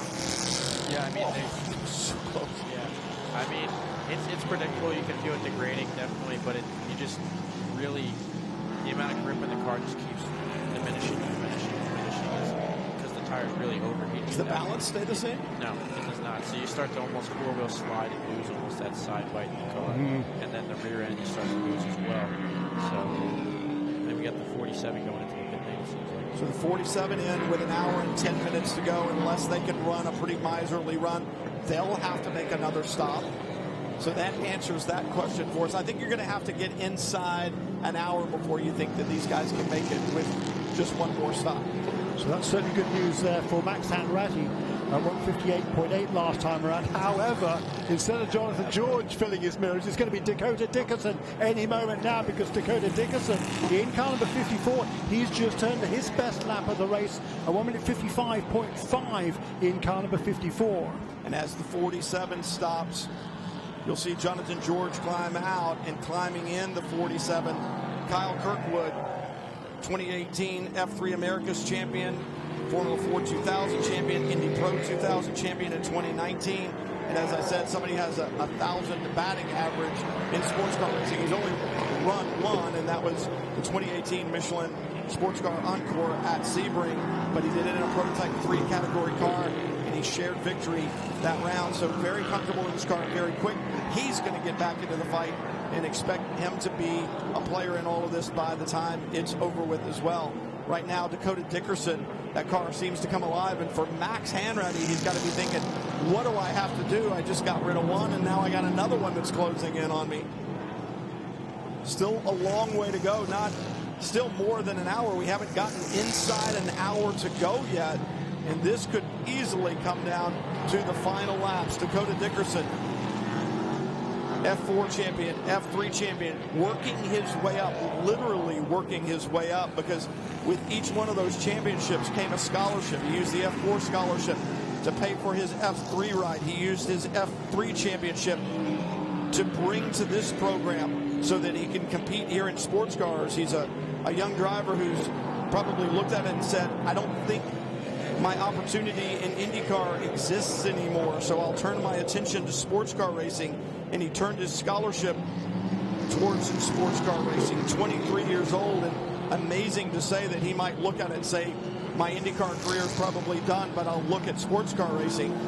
But a very intelligent thing to do. He's making the best of it right now, because there's no longer a second between Max Hanratty and Dakota Dickerson. There's not even an LMP3 chassis between the two, I don't think. Barely, is that right? And Max Hanratty, boy, is he stepping up here. A new best lap for Max last time around, 156.55 as Tristan Vidas. What a move! What a lunge that was down the inside for Dakota Dickerson. Wow. Decisive, powerful, not a hesitation at all by Dakota Dickerson. That is a champion move right there. It was strong, like I said, it was decisive, looked at the opening, said it was there, and said, without question, I'm going. Placed the 54 there. Strong move off the corner, and Dakota Dickerson is gone. Yeah. Oh, that was a great move by Dakota. He's a long way back there going into the West Horseshoe, but boy, he sees there that I think Max Henry just slipped a little bit wide, didn't he? He just set his best lap of the race, but he certainly, I think, outbraked himself just a little bit there on that lap, and that Dickerson saw the opportunity and went for it. That was the power move. Yeah, I mean, it seemed like Hanratty was driving with his mirrors a little bit. It seems like he outbroke himself, or he just kind of pretty much just let Dakota through. It seemed like a really late move on Dakota's half. Well, I mean, but I don't you think he left it? He went a little bit deep and left the door open a little bit. So let me ask you this: if you're Max Hanratty, is the crew in your ear saying, "Don't worry about this. Don't worry about this. Don't worry about this"? They know that the 54 is going to have to make probably 2 more stops, and they've got 1. But Jeremy, you're saying you're not sure the 54 does. We're seeing that number 17 car has just been into the pits again on this lap. Number 64 and number 17 both came in and made pit stops on this lap. So they were just a quick stop. An hour and 6 minutes. That's going to be a tall ask there. I think they're going to need some caution to be able to do that. But I don't know what the forecast is, because there was another kind of band of rain behind that may or may not move in. That's kind of behind us. Wouldn't have needed to stop if he was just in a few minutes Correct. ago. So they must feel that they can get to the infield. I think that, or I think he's probably gone to, I'm sure now he'll have gone to slick tires. Yeah. We'll look at what I was going to say as Dakota Dickerson made that move, is that we've just had a new fastest lap of the race by Tristan Vidas, a young Estonian in car number 60 for Volvo Racing. He had just made a pit stop 3 or 4 laps ago. He'd taken over from Bruce Hamilton. And Tristan drove the middle stint in the race, but I think he's just come in on lap 45. We now completed lap 50, and he's just turned that fastest lap in the race. I'm pretty sure he will be on slick tires. The number 17 team will have seen that and responded by putting slicks on. And that's exactly what you said earlier, Austin. I don't want to be the first person, but the first person that does that you see that it works. Yeah, and then you respond. That's when you want to do it. You'll see that the lap times will drop a little bit, and I think the 17 was actually in the pit for a penalty. I saw that it said it was fast. Oh, was it? Yeah, it said it was fast in the pit lane in 1.2 seconds. So whoops. That's what I saw. So if you don't serve that, well, in that case, they wouldn't be able to change tires on making a penalty. I didn't spot that. Thank you. You have to come in if you're short of the 115 seconds. You have to come back in and sit for the period of time that you were short. And that sounds all well and good if you're a couple of seconds short. Well, I only have to sit for 2 seconds. Yeah, that's fine. But it's a 40-second delta or so up and down the pit lane, 45 seconds just to drive through the pits. So you got to figure that's really a 50-second penalty. It's not a 2-second penalty. Definitely a big penalty for the 17. Ouch. At least on the podium in this race. All right, so there we change the complexion of the race one more time. Now we'll throw penalties into the mix. And I think, where is he on the racetrack? I think he's behind the race leader now, isn't he, Garrett Grist? Where is he? A lap down. Yeah. So he's still in 4th position, but he is a lap down now to the race leaders. Dakota Dickerson, he took his best lap of the race last time around at 55.0, but now in 6th position, car number 60 is Tristan Vidas, 151.832, another fastest lap, and clearly he is most definitely on those slick tires in the Volvo Racing car number 60. Still a long way to go, an hour and 3 minutes, and I find it interesting. Oh, that was so close. Max Hanratty, once again, you were talking about outbraking yourself a little bit earlier when we saw Dakota Dickerson get by. That time, I think made the proper decision as he got into 6. It looked like he couldn't slow the car down, so maybe he kept his hands straight a little bit, Austin. But I think the tire wall got real big, real quick. Yeah, it came up real fast. I mean, he probably had to straighten his hands out and break the straight line as much as possible, but he came close to that tire wall. That could have been a big wreck.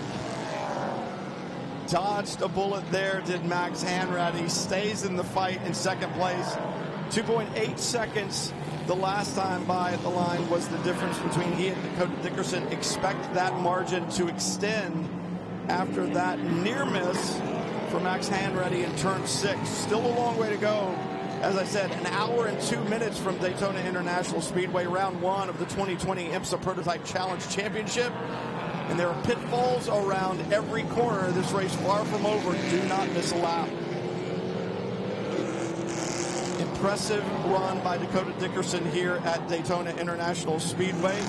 The young open wheel standout, moving to sports cars full-time in 2020 in the IMSA Prototype Challenge category, has taken the 54 Ligier to the front of the field in some difficult conditions right now. Max Hanratty running in second place, but strategy may be the deciding factor in this victory. Dean Baker, a good run in the 54 in the opening stints in some of the difficult conditions. As a problem is that the 46 or the 40th, it's the 46, bright orange car, but problems there off the racing surface and out of the way. So that should not bring out a full course caution. But as we were saying of Dakota Dickerson, a great run for him, but it may be strategy and the ability to save fuel that brings a victory to the 75. Still an hour and 1 minute to go before that plays out, but that's the card that seems to have been played by that team right now. Dickerson in front, then Max Hanratty, then the 6 of Blake Mount, 17 of Garrett Grist a lap down, but good fights all around this racetrack and some different strategy being played. Some teams with a 3-driver format, others with 2, the vast majority with 2-driver formats. That's what we have in the lead right now.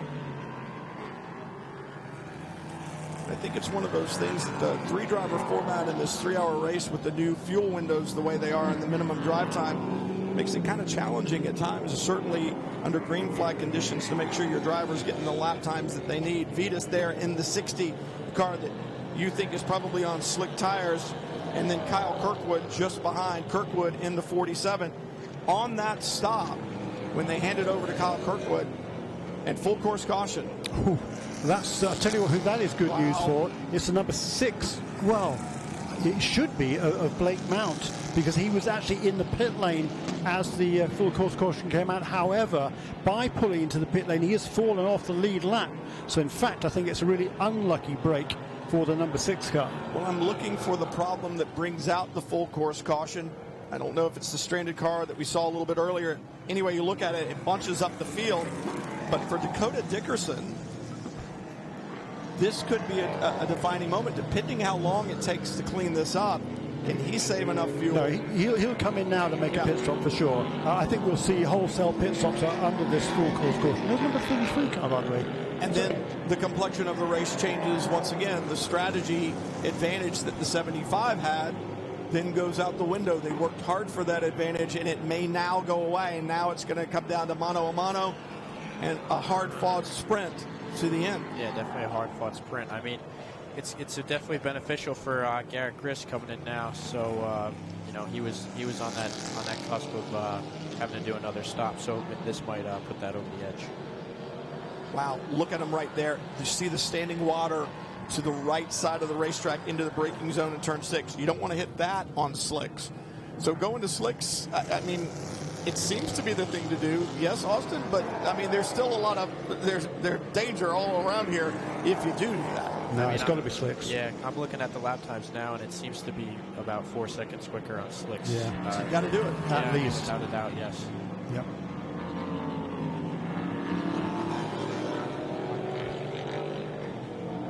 On a problem for the 6. Oh, goodness. Dan Goldberg being shown behind the wheel. That car has just made a pit stop. It was running in the 3rd position. Does it have all 4 wheels on it?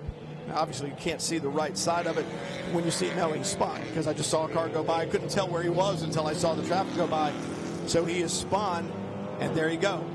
Coming back out on the racetrack, if he's on slicks, he can't get any bite right now on the grass. You talked about that earlier, Austin. Hard to get the car back on the racetrack if you've had a problem, and hard to get those slicks up to temperature if you head back out. Now, let's go back and talk about the difference between Norma chassis and Ligier chassis and how quickly they come up to speed. And cloud cover, temperatures falling throughout the day, relatively cool racetrack. I would say advantage, at least for the first couple of laps, to a Ligier. Yeah, definitely, I agree with you. It's the Ligier seems to bring the tire temp up pretty quickly compared to the Norma, where it takes at least 2 to 3 laps. But like we saw last year at Mid-Ohio, the Ligier outperformed the Norma because of the cold temperatures and tire temps. It was able to drive into the Michelin tires in a short period of time.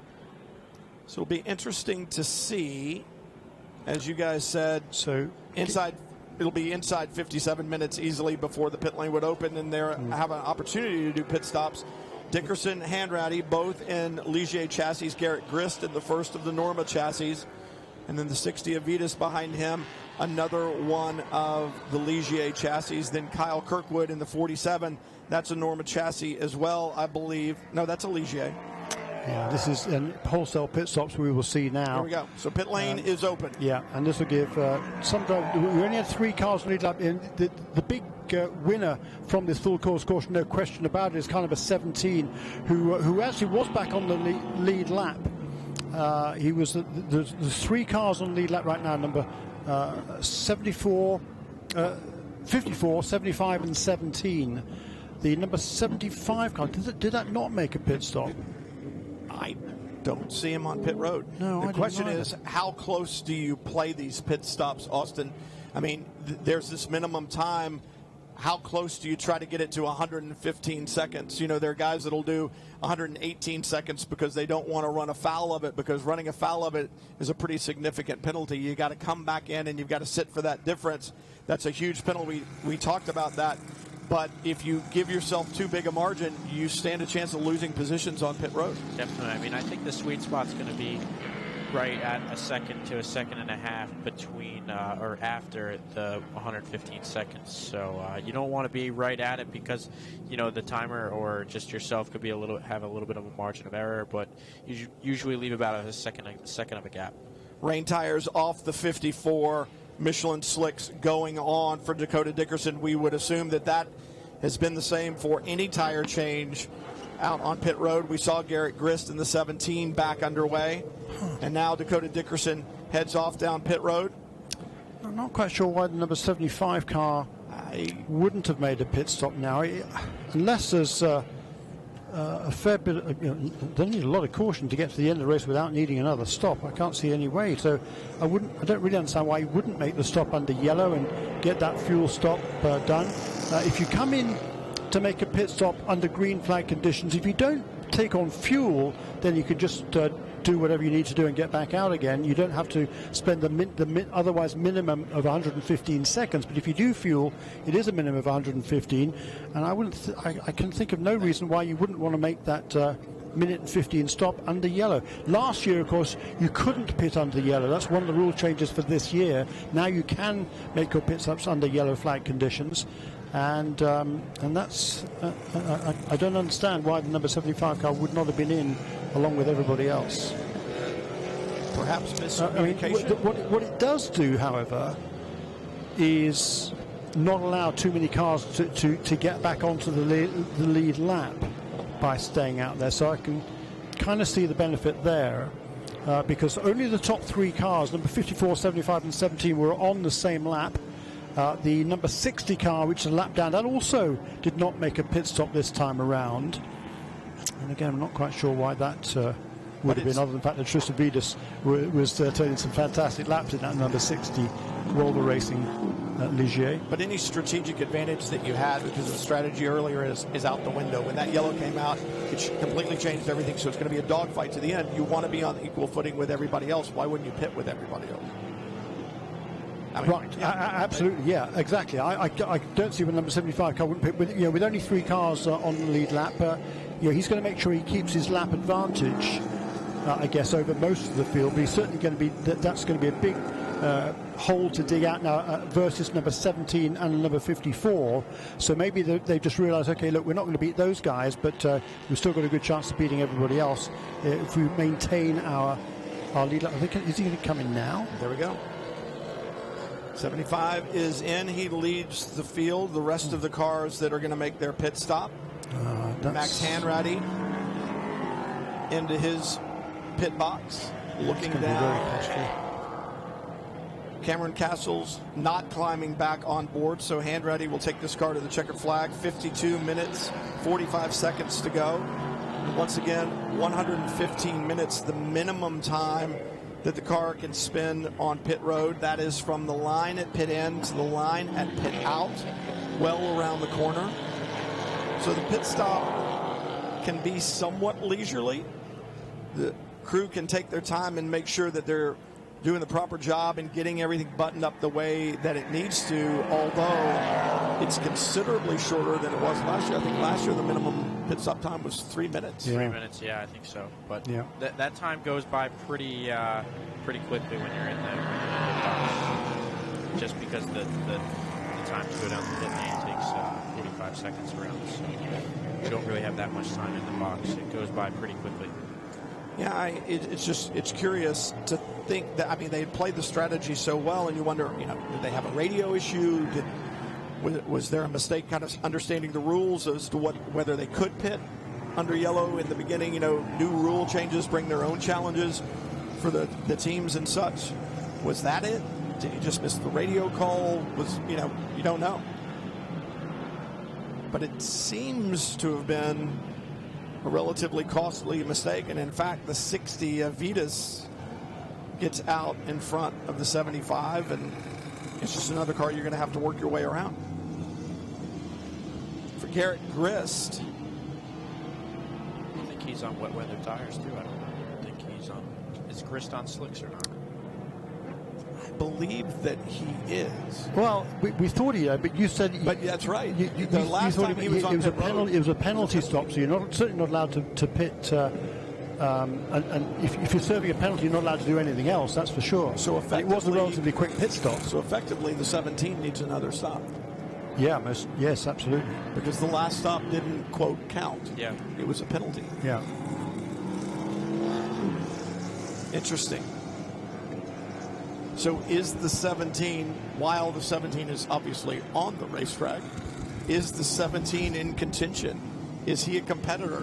If you're sitting there as Dakota Dickerson, are you asking your crew right now exactly what's going on and whether that car really actually exists or doesn't exist?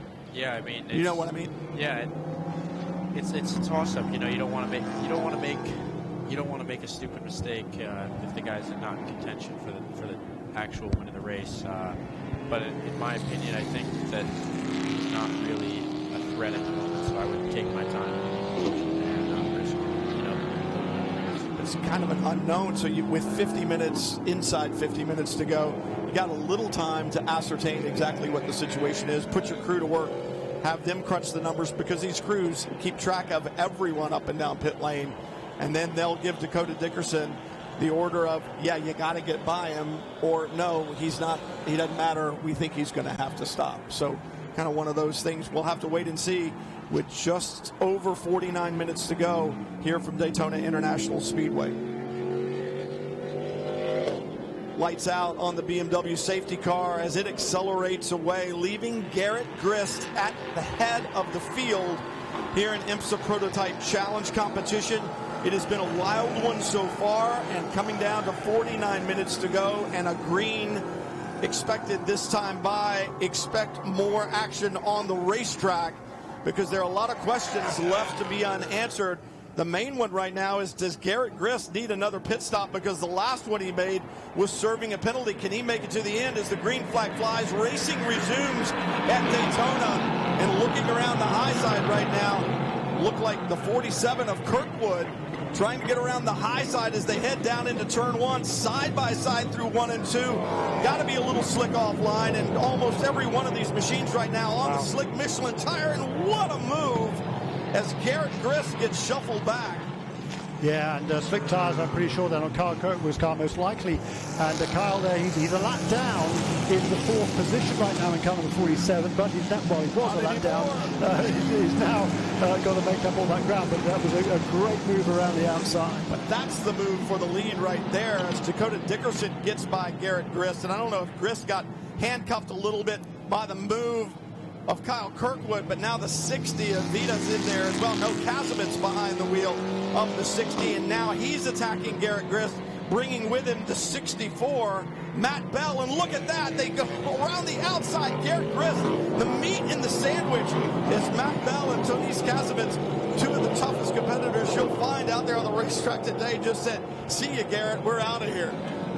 Yeah, it seems like not making that pit stop really hurt him, and the wet weather tires are definitely not the choice at the moment. He's fallen back quite a bit to the leader. Yeah, it's pretty much full dry now, isn't it? The race lap record in dry conditions is a 144.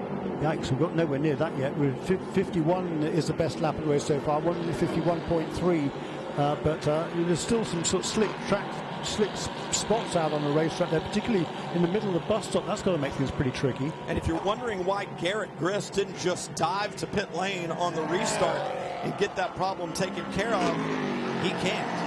By the rule, you have to take the green flag on the racetrack and go past the stripe, complete a green flag lap before you can come in. So expect to see Garrett Grist, I would imagine, on pit lane this time by, and a problem for the 61. George Stakos with a spin.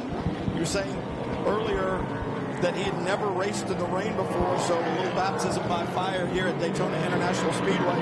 What a place to get your first rain experience, and a little problem on those cold Michelin tires as he heads out on the racetrack. Kazimitz in the 64 now. Past Dickerson, this is for the lead. Kazimitz takes the lead from Dickerson, a power move under braking into the International Horseshoe, and things really getting mixed up here in the final hour of competition at Daytona. A powerful move, just like Dickerson had put on one of the other competitors a little bit earlier on. I think it was Max Hanratty that he drove past.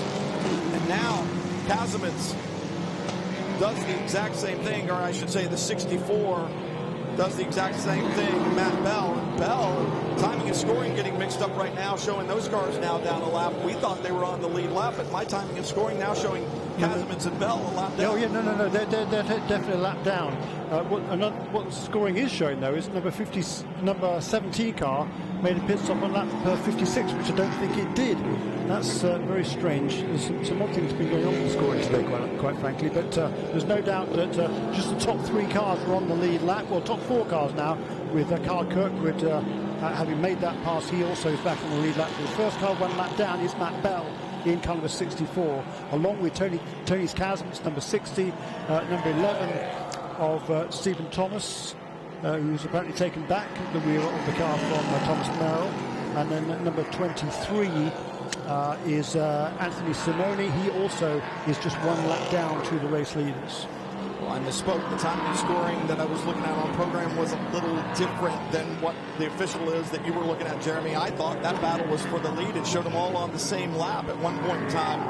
But Dakota Dickerson, perhaps the columnist driver out there, saying, these guys don't matter right now. Let them go. I'm not going to fight that hard. They can go do all the battle that they want. What they're looking for is another full course caution to pull them around. I think right at the end of the lead lap, they were still considered kind of on the same lap, and that's why I didn't see the -1 beside their name. But right now, Dakota Dickerson out in front, then Garrett Grist, then Max Hanratty, Kyle Kirkwood in the 47.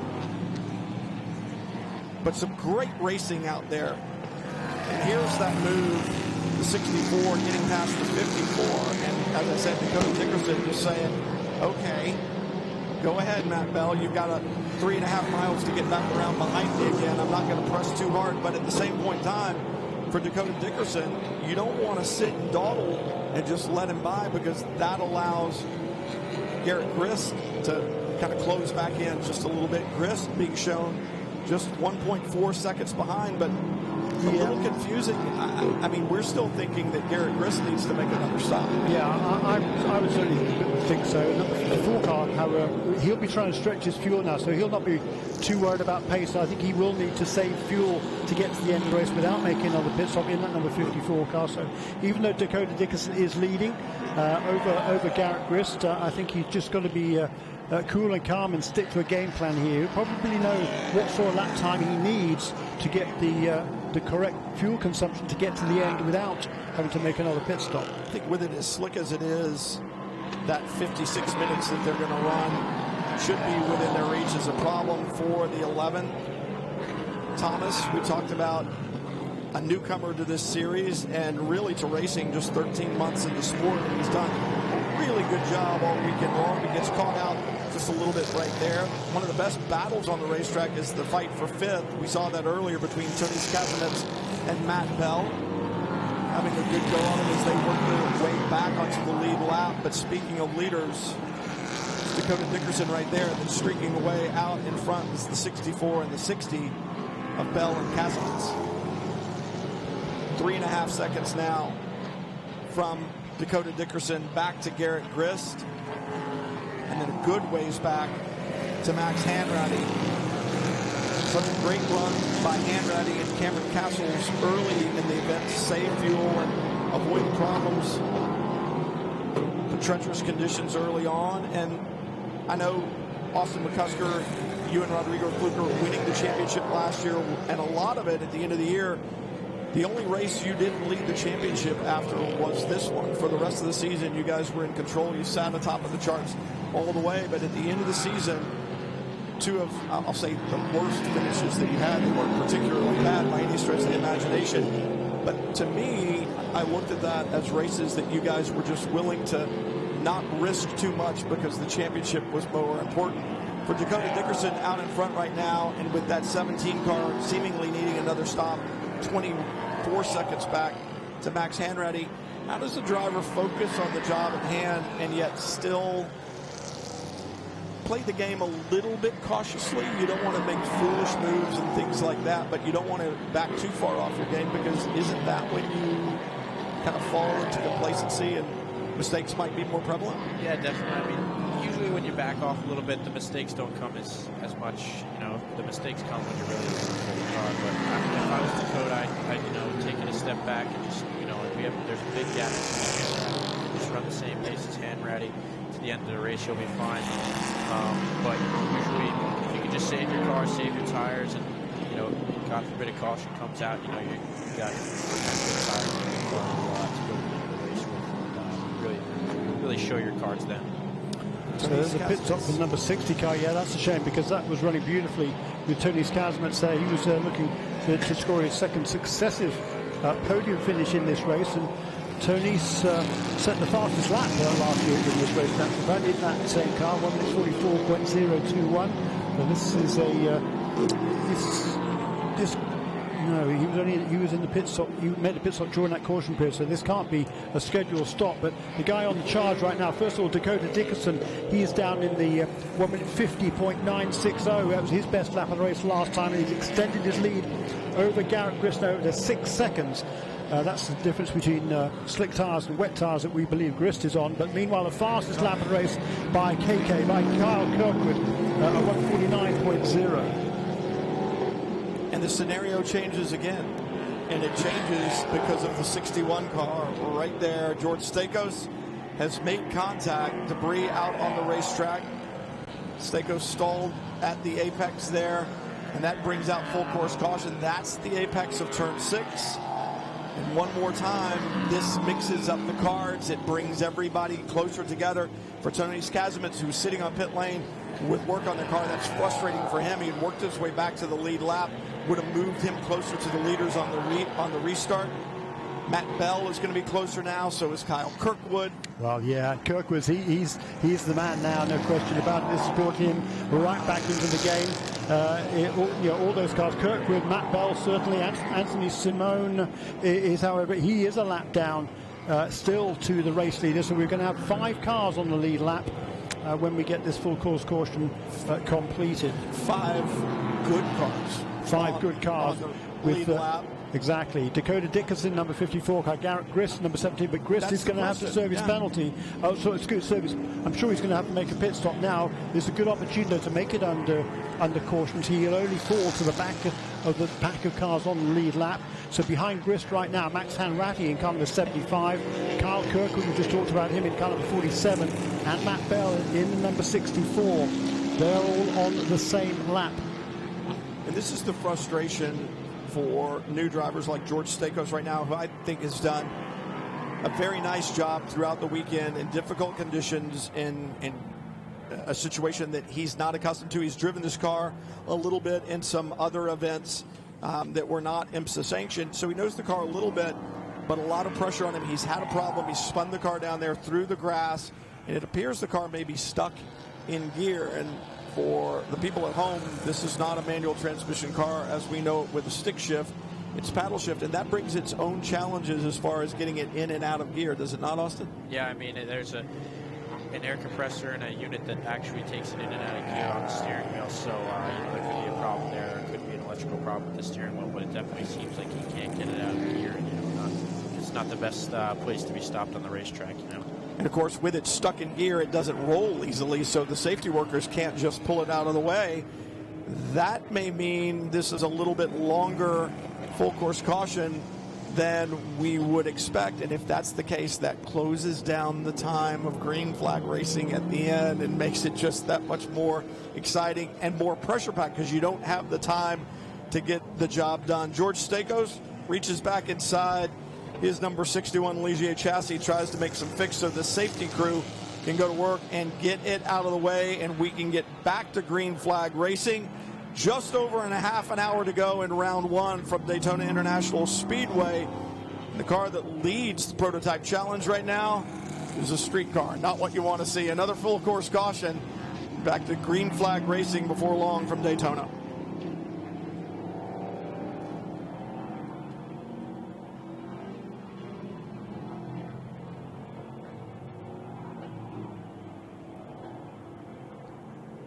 Behind the safety car, Dakota Dickerson.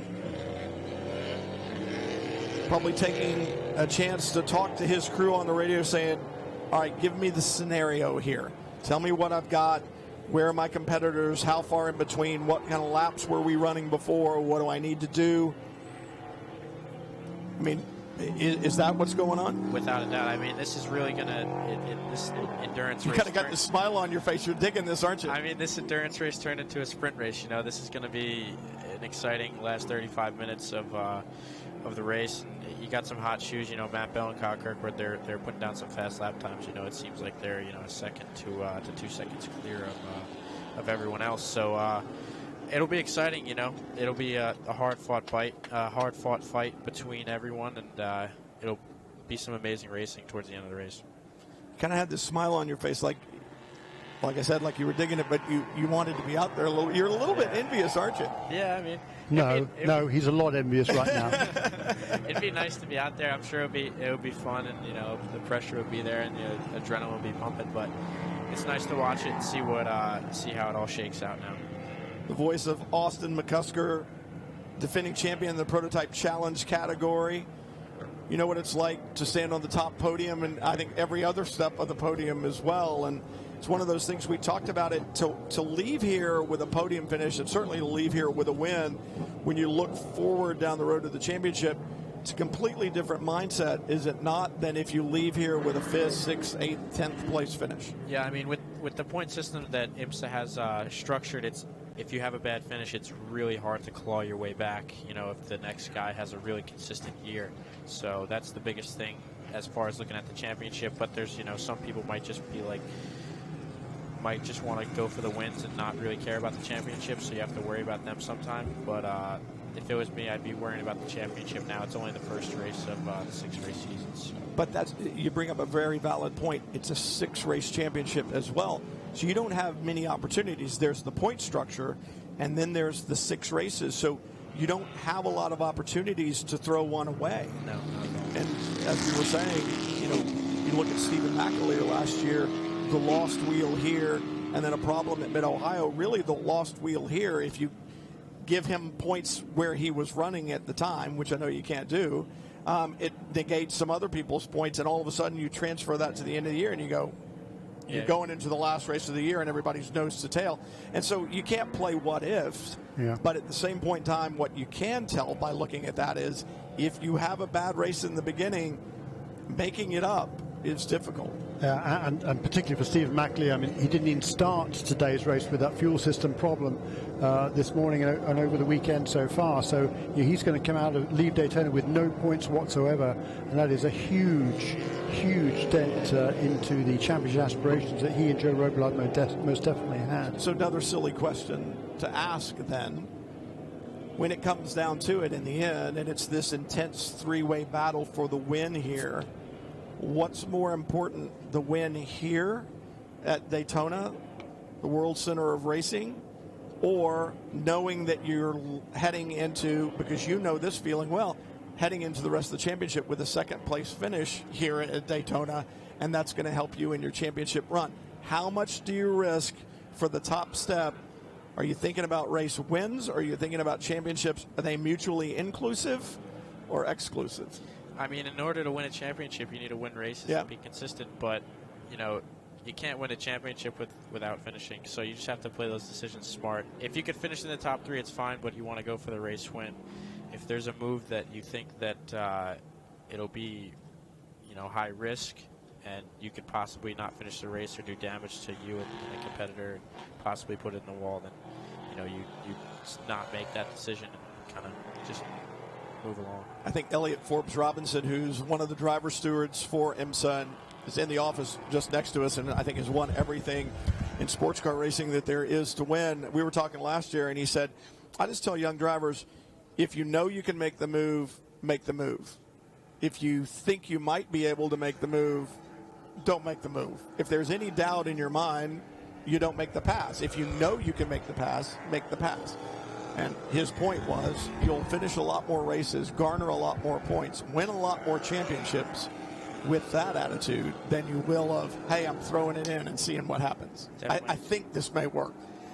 Yeah, definitely. I mean, you could maybe towards the end of the season, you could do those types of move where you think it may work, but you know, the first race of the season, I definitely wouldn't. Not the place to do it. Definitely not in my opinion, at least.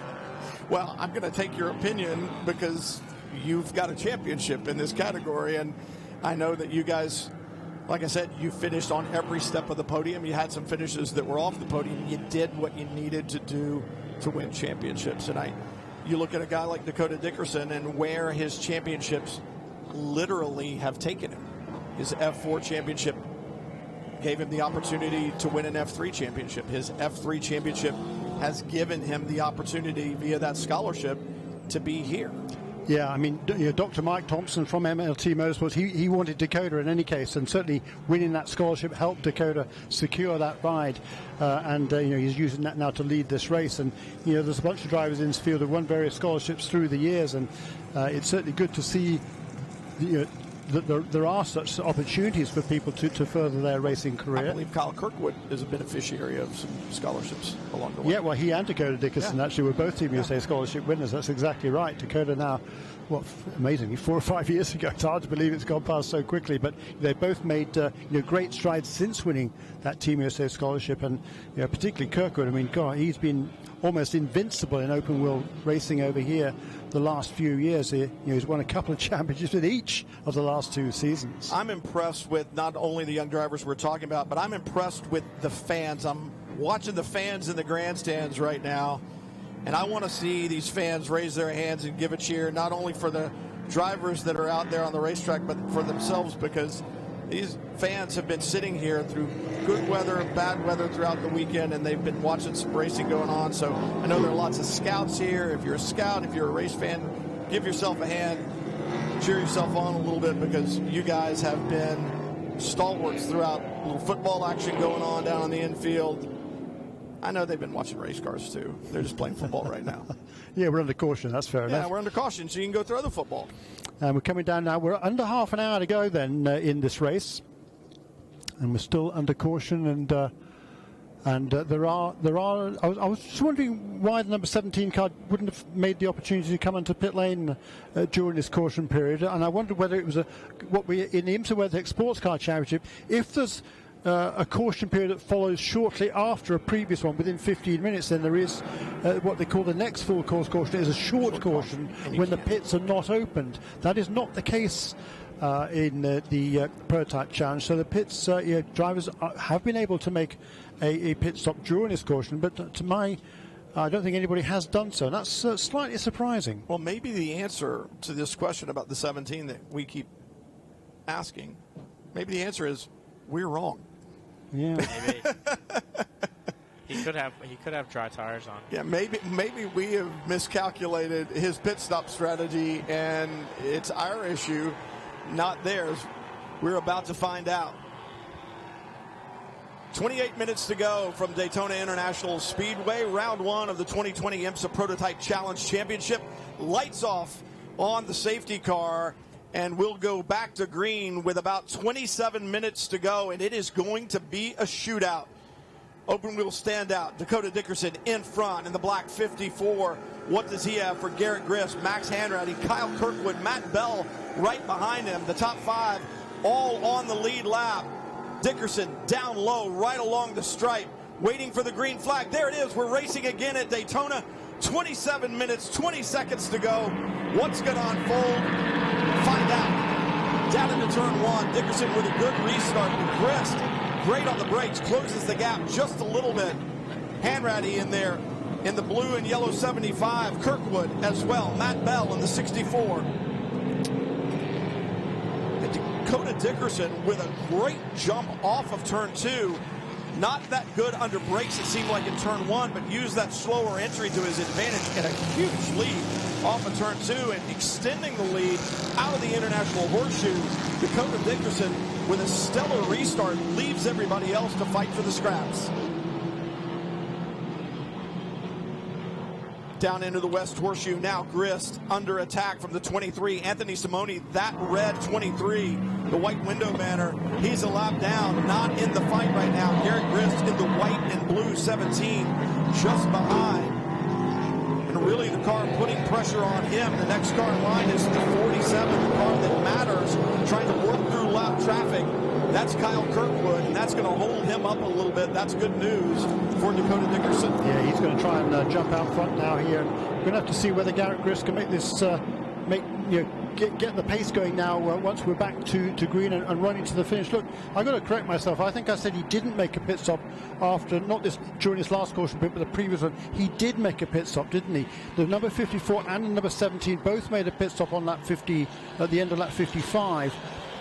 So my apologies for that. But what sort of kind of threw me is the fact that Grist did not get up to speed during, in the green flag running between those two pit stops. He fell right back. That's what kind of led me to believe. I think he has made a pit stop. He must be on slicks, but he wasn't able to get the car really running to its ultimate capability. We'll see now, though, whether that has changed. Open wheel standout. Kyle Kirkwood in the 47, all over Garrett Grist. Tries to go around the high side through the tri-oval, braking for turn 1. Gets the job done. Grist dropping back. Kirkwood going forward. That red 23 now, the next target for Kyle Kirkwood. Not on the lead lap. That's Anthony Simoni. So Kirkwood wants to get by him, try to close down on Dakota Dickerson. But Dickerson has used that squabble behind him to his advantage. Lap cars mixed in with lead lap cars on that restart. That's been advantage Dickerson and has really held up the other players. Now Kyle Kirkwood has had to work through that, as has Max Hanratty. Hanratty's dropped back to 4th, and Kirkwood now trying to get past Simoni. And here's the challenge. You've got those slicks on, but still you can see almost a sheen in the road down in the braking zone around the apex into turn 6. How challenging is that for these guys right now, especially in those Michelin's being cold after that long yellow? Yeah, definitely. You got to worry about the wet spots on the circuit. And, the wet weather tires don't work so well in puddles and wet spots, so you definitely got to watch out when you're passing a competitor for over the 23 car to the bus stop. Yeah, it's not a battle for position because Anthony Simoni is a lap down. Kirkwood is not. Kirkwood does make that move around the inside. I think Simoni probably saw him coming, realized that Kirkwood was really going rather quickly, and so kind of let him go through without putting up too much of a fight. So now Kyle Kirkwood can kind of put his head down and see if he can reduce that deficit to Dakota Dickerson. When they came across the line last time around, it was 4.4 seconds. Here comes Dickerson now across the line. His lap time, a 1 minute 49.6. That is his fastest lap of the race so far. Kirkwood, a 1:48.640, a new fastest lap of the race. For Max Hanratty, we saw he and Cameron Castles both lead the blue and yellow number 75. He is headed the wrong direction. He was up towards the front on the restart.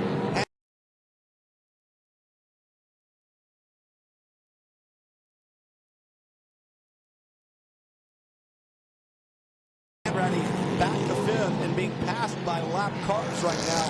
So Max Hanratty does not have the chassis he had underneath him at the earlier stages of this race.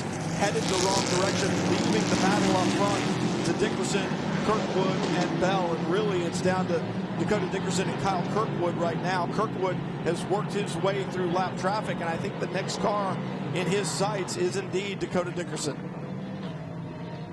Dickerson through turn 6 and up onto the super speedway, as you can get an idea of just how congested it is a little bit further back. There's Max Hanratty at the back of this group right here, the 35 with the door open. That's Dylan Murray, race winner last year in that 35, the Abbey Riley chassis, sharing it with Jim Cox, who he regularly drives with and won with in Michelin Pilot Challenge last year.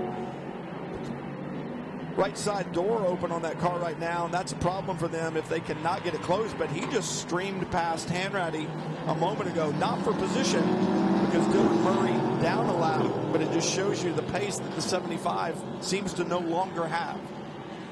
Yeah, that's right. And nor does Garrett Grist in the number 17 car either. He's definitely falling back quite rapidly from the leaders. His last lap time for Garrett Grist, 1:54. The leaders, 1:49.6 for Dickerson, 1:48.6 for Kirkwood. They come across the line again, a new fastest lap of the race this time for Dakota Dickerson, a 1:48.586, but behind him Kirkwood goes faster again, a 1:47.699.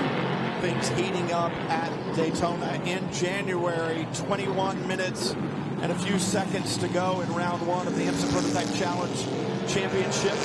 Kyle Kirkwood, the third driver, the guest driver in that 47 from 47 Motorsports, sharing that car with regular drivers Joel Janko and Jonathan George. The guest driver marching 47 forward for Dakota Dickerson. Got to be a little bit frustrating, because he knows he's in it for the championship. He and his teammate in the 54, Dean Baker, he's in it for the championship, and he's got some guest star in, putting the pressure on him, trying to bring their team to the forefront. So Dickerson right now having to focus forward, but the gap between himself and Kyle Kirkwood, two young open wheel stars, just 2.6 seconds. Yeah, cool. This is going to be an interesting battle. But certainly Kirkwood is absolutely flying out there right now. He's just got purple in Sector 1. Even in Sector 1, he was almost a full second quicker than Dakota Dickerson. Looking across the racetrack, the two leaders are just going through the bus stop, and Kirkwood clearly a lot closer than he was last time around. One of the cars just made a pit stop was number 33. Hats off to those guys. They got that car repaired. That was Lance Wills, who led the race in the early stages, was doing a fabulous job and had a spin. He brought the car into the pits, but there was damage. That car went behind the wall, but they've worked really hard to get that car back out again. Anthony Rosario is turning laps now in that number 33. Battles all around the racetrack, and they're kind of mixed up. You see 17 of Garrett Grist, the white and blue, doing battle with Max Hanratty, the blue with the yellow highlights, but they were mixed in there with the 40 of Keith Grant and the 35 of Dylan Murray, who are laps down. So it's one of those things where the battles around the racetrack are jumbled up for those lap cars, and the cars running at the back of the top 5, but up front, the gap to from Kyle Kirkwood to Dakota Dickerson, under 1 second. Inside 20 minutes to go. Kirkwood on a charge, closing up to the rear wing of Dakota Dickerson. That's exactly right. And a new fast lap once again for Kyle Kirkwood. 3 laps in a row. 146.657, the new standard for Kyle Kirkwood in car 47, the second place car. 19 minutes to go. 2 open wheel standouts. 2 young drivers trying to make a career now in racing. One focusing on open wheel, that's Kyle Kirkwood. The other using his open wheel success to move to sports cars, that's Dakota Dickerson. They are locked in a battle up front within a second of each other, and good battles around the racetrack as Max Hanratty gets past Garrett Grist, and Grist now seems to have fallen well off the pace. The blue and white 17 dropping back, the light blue and yellow moving forward, and the gap continuing to close up front. Dickerson and Kirkwood, the battle for the lead closing down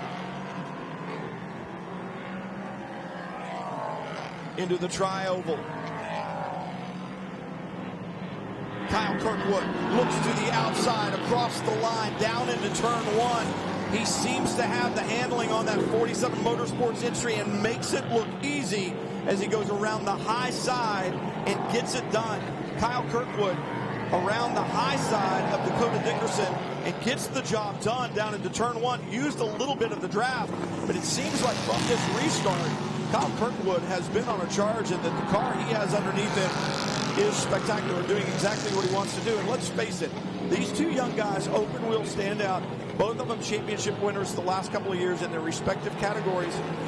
There's as much bragging rights on the line just for that pass as there is for this race win. Dakota Dickerson wants to say, hey, I'm just as good as you are, but I think I'm going to focus on sports car racing. And Kyle Kirkwood says, I want to win anything that I'm in and just go ahead and submit the fact that I'm a championship caliber driver. So a lot of, I should say, ego on the line as in arrogance. But these kids want to win. These drivers want to win. They are the stars of tomorrow. They are. But, I mean, that was a clear example of the straight line speed superiority, I think, of the Norma chassis. I mean, he just breezed past Dakota Dickerson there. When it came out of the bus stop, there had to be 10 or 15 car lengths between them. But by the time they got to the start-finish line, Dakota Dickerson has already had to give best to Kyle Kirkwood. And Norma just breezed past, and that is another new leader of this race. That's Kyle Kirkwood in car number 47 now with 16 minutes remaining. Talk about these young drivers being the stars of tomorrow. Austin McCusker, one of those stars as well. One of the co-champions in this category last year. Austin, you look at that pass, it really was kind of almost a foregone conclusion with a decent run off of the bus stop. Yeah, he made it look really easy. He sucked up on through this long straightaway and just made an easy pass on the outside. Now he's stretching the gap. He's up to 2.1 seconds already. So it seems like if he can just keep his head down and not make any mistakes, he'll knock on wood. Hopefully come home for 47 Motorsports. 16 minutes yet to go, and I think the other thing that we saw there was a world of respect with Dakota Dickerson's part. He stayed down low on the stripe. He said, if you want it, you're going to have to go around the high side, the more difficult side to get the pass done. But I watched that car coming down the stripe. It never wavered. It never moved. When Kyle pulled out to make the pass, he didn't give him the little feint. He didn't give him the little juke. He didn't make him think. He just held his line and said, if you can do it, go ahead and do it. Yeah, definitely. Like we were talking about before, I'm sure Dakota's thinking about the championship at the end of the day and doesn't want to make a stupid mistake and possibly hit into Kyle and take both out of the race. But how much does respect play into it in general throughout the season? There are guys, drivers that you race with, that you know you can go wheel to wheel with, are there not? And others that maybe that respect isn't quite as strong? Yeah, definitely. I mean, obviously you need the respect and want the respect, but it'll change your decision towards the end of the season and you want to the next race or how that first race. You're racing that much they do, and it's obviously a lot more enjoyable when there's respect between you guys and race each other harder and harder each other. Good friend, multi-time IMSA champion, Le Mans winner, Sebring winner, Petit Le Mans winner, Johnny O'Connell always says, race me the way you want to be raced, because I'm going to race you the way that you race. And if you race each other with that respectful attitude, you see some great racing going on, and I think that's what we just saw there. It's what we've seen in this championship over the years. It's what we saw with you guys last year, you and Rodrigo Fluker, your teammate. That's how you brought home a championship. We're seeing a good run here today, and right now for Kyle Kirkwood, it's just another tick of the box showing people what type of a driver he is. He's certainly quick, but he's versatile. Yeah, and after taking the lead, is he going to be content to just cruise home? No. Each of the last two laps since taking the lead, a new fastest lap of the race. The new mark on this last time around was 146.271. That's still a couple of seconds away from Tony Kazimitz's record from last year, but he's just pulling away from the field. And Dakota Dickerson now, he's going to have to keep that pace up, because not too far behind him and actually closing by more than a second on that last lap is Matt Bell in car number 64. So with the track conditions now pretty much fully dry, I think the advantage has very much gone back to in the way of the Normas. We've got Norma first and third, we've got Ligier's second and fourth, but it's the two Normas that are clearly the quickest cars on the track at the moment. Kyle Kirkwood in the lead, pulling away. Dakota Dickerson, he's still got a 3.8 second margin over Matt Bell, but if it continues the same rate, that's going to come down before too long. 13 minutes to go. The question is, can Dakota Dickerson now hold on? We've seen full course cautions change the complexion. We've seen weather change the complexion of this race. And you wonder, with 13 minutes yet to go, are we going to see yet another change from here in Daytona? Kyle Kirkwood still out in front. Dakota Dickerson runs second. But the question is, does Matt Bell in the 64, does he have the speed to chase down Dickerson in front? Quicker right now, lap to lap. And only 3 seconds behind. But you figure the lap times that these guys are running, catching Dakota Dickerson is one thing.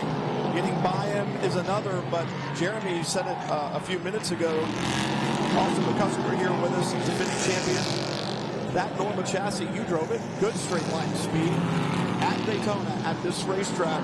When you come into the bus stop, what's the distance you need before you've got a good draft on somebody, and what's the distance you've got to have before you know that you're going to have a good run by him down the front straightaway? I mean, as long as you're in the tow, I think the Norma seems to exceed in the last quarter of the straightaway here, and it seems to actually keep pulling is where the VJ seems to plateau a little bit. But it seems like the 64 car and the 37 car have a drier track set up than the 54. We talked about it before. Maybe the 54 was set up for a little bit of the wet, so that's maybe why he's dropping back. I was going to ask you, too, about the aerodynamic silhouette of this car in those conditions. You add more downforce in the rain, and perhaps is one of those cars, is the 54 loaded with a little bit more because they thought it was going to stay wet a little bit longer, and that just accentuates the difference. If you're running more downforce, it's great that it sticks and that you've got good braking, but it is going to create some drag. It is going to hold you back down the straightaway. It's definitely a possibility because, as we saw when Kyle Kirkwood went by Dakota Dickerson, he kind of breezed by with ease, and sometimes it's not that easy, but he made it look easy, and you know, he could have some more downforce in the number 54, but it really could affect that. And I know some people, and certainly this conversation in the paddock, whether it's the Prototype Challenge paddock, the Michelin paddock, the WeatherTech paddock, you know, talking about balance of performance and straight line speed and this and that and so on and so forth. But really every car has its strengths and weaknesses, and those vary and change by the racetrack that you go to, right? I mean, you may have the weapon of choice at one racetrack, but it's not the weapon of choice somewhere else. You may think that the Norma chassis excels on top speed, but if you go to a tight, twisty racetrack or one with a lot more stop and go corners, it may not be the one that you want to have at that particular track. Yeah, definitely. At some other circuits throughout the season, you'll definitely see the Norma. And, it'll be more down to the engineering and the teams to make the car the best as possible, which I'm sure that they're all great at doing. But definitely, the tracks definitely affect it with the long straightaway here at Daytona. No question about that. And just to hammer that home again, Kirk another fastest lap, 46.169 now. Dakota Dickerson, though, in second place. He's just turned his best lap of the race. That was a 147.6, but even so, he lost 0.8 of a second to Matt Bell. The gap from second to third now is down to 2.1 seconds. I was going to say he needs to find time because Matt Bell is there. See a problem for, I believe, the 11 who spins, staying wide, letting Matt Bell through, and Matt Bell he wanted to see that 11 out there. He wanted to see him out of the way. He certainly didn't want to see him at the apex of the bus stop. That would have checked up Matt Bell, but nothing doing. A clear shot now to Dakota Dickerson out of the bus stop and into the tri-oval, and it looks like a repeat. It's just a little bit further down the racetrack than when the 47 went by Dakota Dickerson. Dickerson may be able to battle a little bit. No, he can't. Around the outside, Matt Bell goes and makes it look easy. Gets to the middle of the corner, gets the car turned, and then off the corner he goes. And for Dakota Dickerson, just a bit helpless right there as Matt Bell around the high side, and now Dakota Dickerson needs to hold on to the 54 as he's going to be relegated back to third. Still a podium finish. Yep. And now is where you've got to let any emotion that you had built up, I would think, Austin, go. Because when you look at it, Max Hanratty well back. The podium finish for Dakota Dickerson is there if he'll just stay cool, calm, and collected. This is really kind of where it all gets set up. Matt Bell in the trailing 64, the 11 goes wide, so he doesn't get held up at all. It's a great shot off the bus stop, but when you look at it right there, it's about 4 or 5 car lengths. By the time they get to turn 4 on the super speedway, there's nothing there anymore, and as they come across the line, and head down into turn one. Bell to the high side. And there's no out-braking that goes on. He goes around the outside, clears the 54, back onto the preferred line, and then onto the brakes.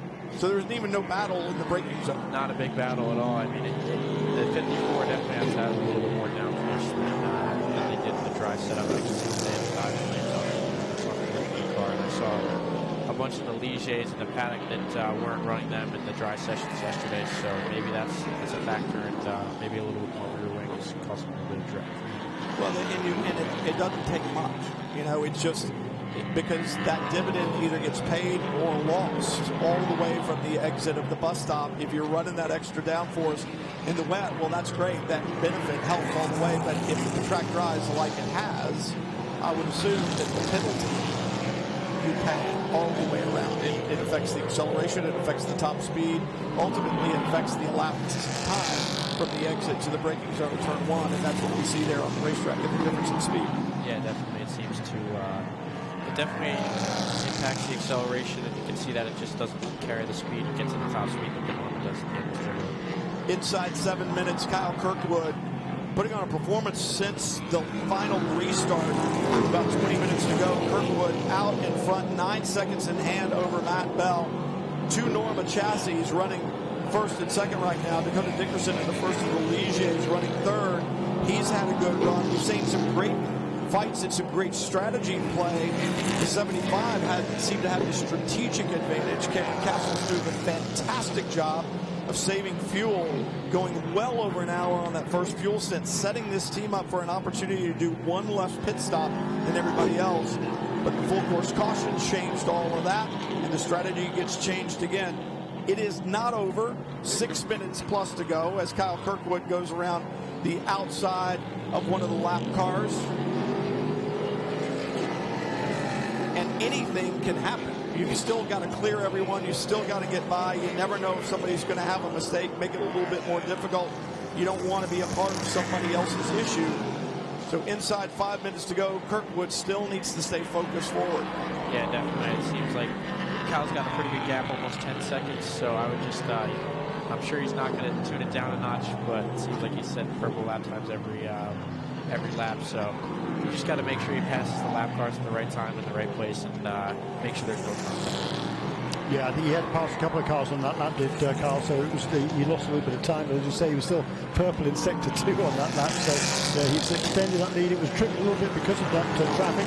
There's still 7 seconds. There's a comfortable margin for Kyle Kirkwood with just 5 minutes remaining in this race. Dakota Dickerson, he's pretty much settled for third place, and that car and the 54 in third place, and number 75 Max Hanratty in fourth. Both of those two teams have made it to the end of this. Will have made it to the end of this race, we believe, on just the 2 pit stops. So they played the strategy right, but it just didn't quite have the pace. But Max Hanratty in that 4th position, he's stretched away from Garrett Grist in this final stint of the race by a very comfortable margin. Garrett Grist must have some kind of a problem in that number 17 car. Kyle Kirkwood, inside 5 minutes to go, still looking to maintain that perfect batting average. Has run 1 sports car race in the Prototype Challenge category. That was the 2018 Michelin Sports Car Encore at Sebring. Walked away with a victory there with his teammates. Steps back in here this weekend in 2020. The opening round of the IMSA Prototype Challenge Championship. And looking to make it 1,000. The perfect batting average, his 2nd race, looking for his 2nd victory. Inside 4 minutes to go now. Defending champion in class, Austin McCusker with us in the booth. I'm Brian Till along with Jeremy Shaw. And Austin, you've got a big lead like that. Kind of run through the top 3 for me. Kyle Kirkwood's got a big lead. He knows he does. How do you stay focused on the job at hand? He still has got to get around for the next 3.5 minutes. He's got some lap traffic to get by. Yeah, I mean, you're going to be putting as much effort into it, putting down fast sector times, but the biggest thing is getting by lap traffic as possible, and just not making any contact, not making any stupid decisions, avoiding any wet spots that may still be on the circuit. Matt Bell's in 2nd place. He's got a car behind him that he's cleared 8.5 seconds to the leader. Chances of catching him pretty slim. So as Matt Bell, are you still digging as hard as you can, or have you gone into just maintain mode? I think Matt's probably pushing as hard as he can. You know, he doesn't know what's going to happen to Kyle. There could be a slow up with another lap car. You know, could decrease that gap substantially. So he's probably pushing for everything. I don't know if he's taking any big risks when he's passing lap cars, but he's definitely pushing his hard. Dakota Dickerson in third, a little bit dejected. He's had two Norma chassis drive by him down the front straightaway. Led this race for a good part of it in the ladder going, but he's got a podium finish there. What's his team saying to him on the radio? What's his focus right now? He's probably just trying to hold on everything he can. There's a big gap to Max Hanratty, so I'm sure he's just trying to hang on, make sure he doesn't make any mistakes. No contact with anything, no mistakes at all. So I'm sure that the team's just trying to take the points and go. Yep. You just changed driver suit and helmet and cars faster than any other three drivers ever could. I just had you in 3 different cars and 3 different helmets. And gave us some great insight. It's been great to have you here because of that.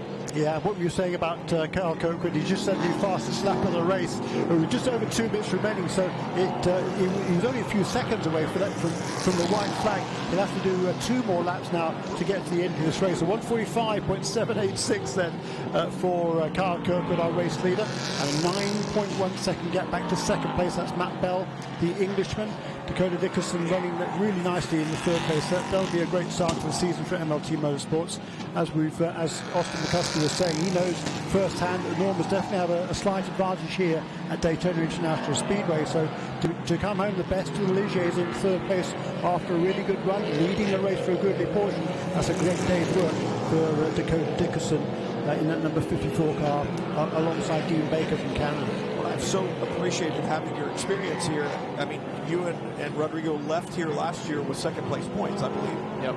And so you know that you don't have to win this race to win a championship, but you also know, by looking, we talked about Stephen McAleer, if you lose a bunch of points here, it's hard to compete at the end of the season. We talked about the 6-race stint, so that makes it difficult. I would think white flag this time by for our leader, Kyle Kirkwood, unless he slows dramatically on the racetrack, but I don't think he gets slow enough to make up those 42 seconds. So I think he's going to do 1 more lap around here. And there's Dakota Dickerson, probably echoing your thoughts, and that is take the points and go. Yep, without a doubt. He's definitely playing it calm right now and just waiting for that checkered flag to fly. And there it is, the white flag for Kyle Kirkwood.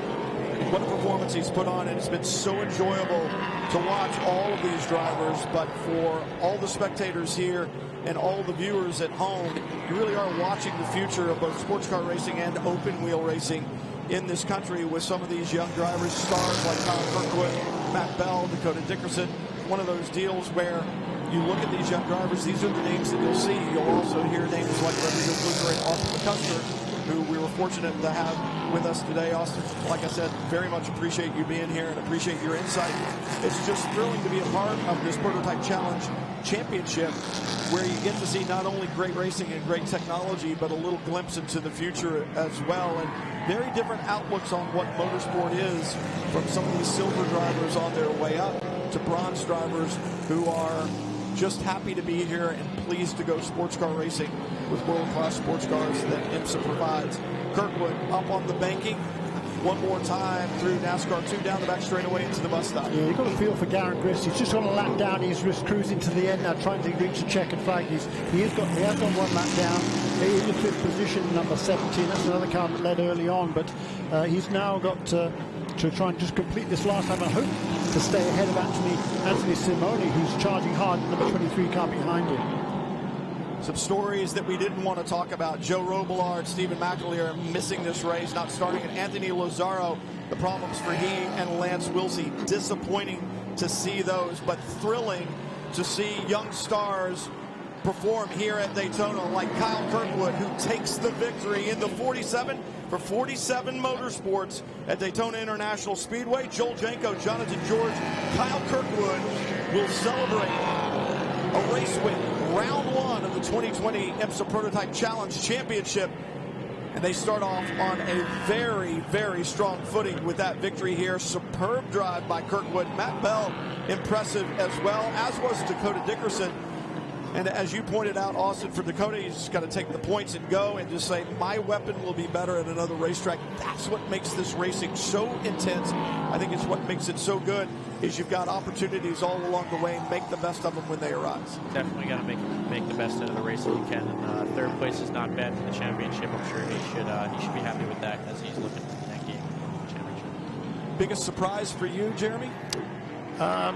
Biggest surprise? I don't know. Just the fact that probably so many cars had difficulties of one sort or another. But certainly it's no surprise that Kyle Kirkwood would come away with the victory here. That was a great effort, and it was a great end of the season in 2019 for that crew, with Jonathan George and Joel Janko winning the Michelin Sebring Encore, and then coming here at the start of this season, bringing Kyle Kirkwood along with them as well, and they're going to get this victory again as well. So it's been 2 wins in a row now for that for the pair of drivers, and Kyle Kirkwood, he was the icing on the cake today. I would say it's a surprise, but what about drives by like Stephen Thomas, a guy with not a lot of experience? He and Thomas Merrill with a good run to 8th. Good to see them. Brothers Keith Grant, David Grant back in a different chassis, a different team this year. They're back at the Norma chassis to try that.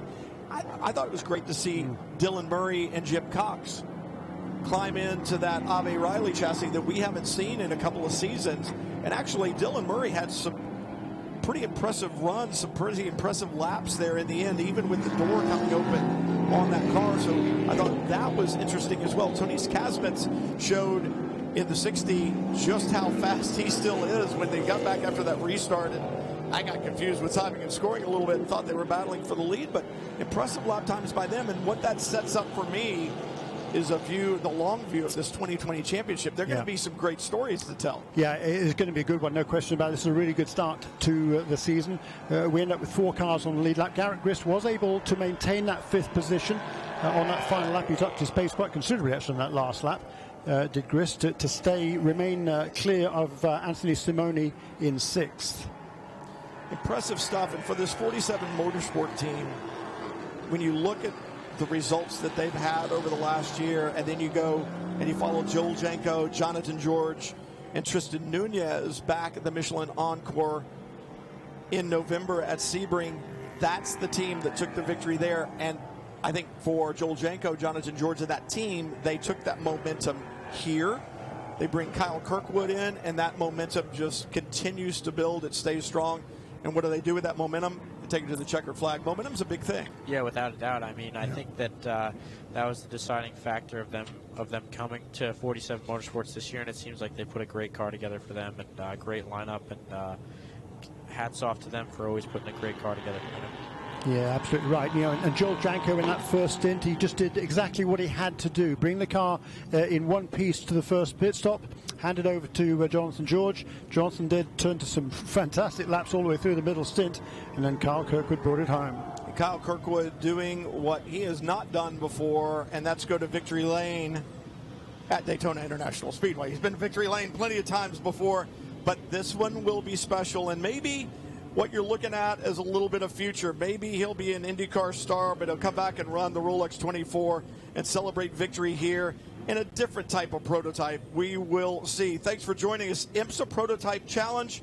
It's been an intense one, an intense opening round, and the very first race for the International Motorsports Association in the new year 2020. The checkered flag, the celebration, it's going to begin in victory lane here at Daytona. Thanks for joining us, everybody. For Jeremy Shaw, Austin McCusker, thanks for joining us. We'll see everybody down the road. The next race for these guys, Sebring. Don't miss it.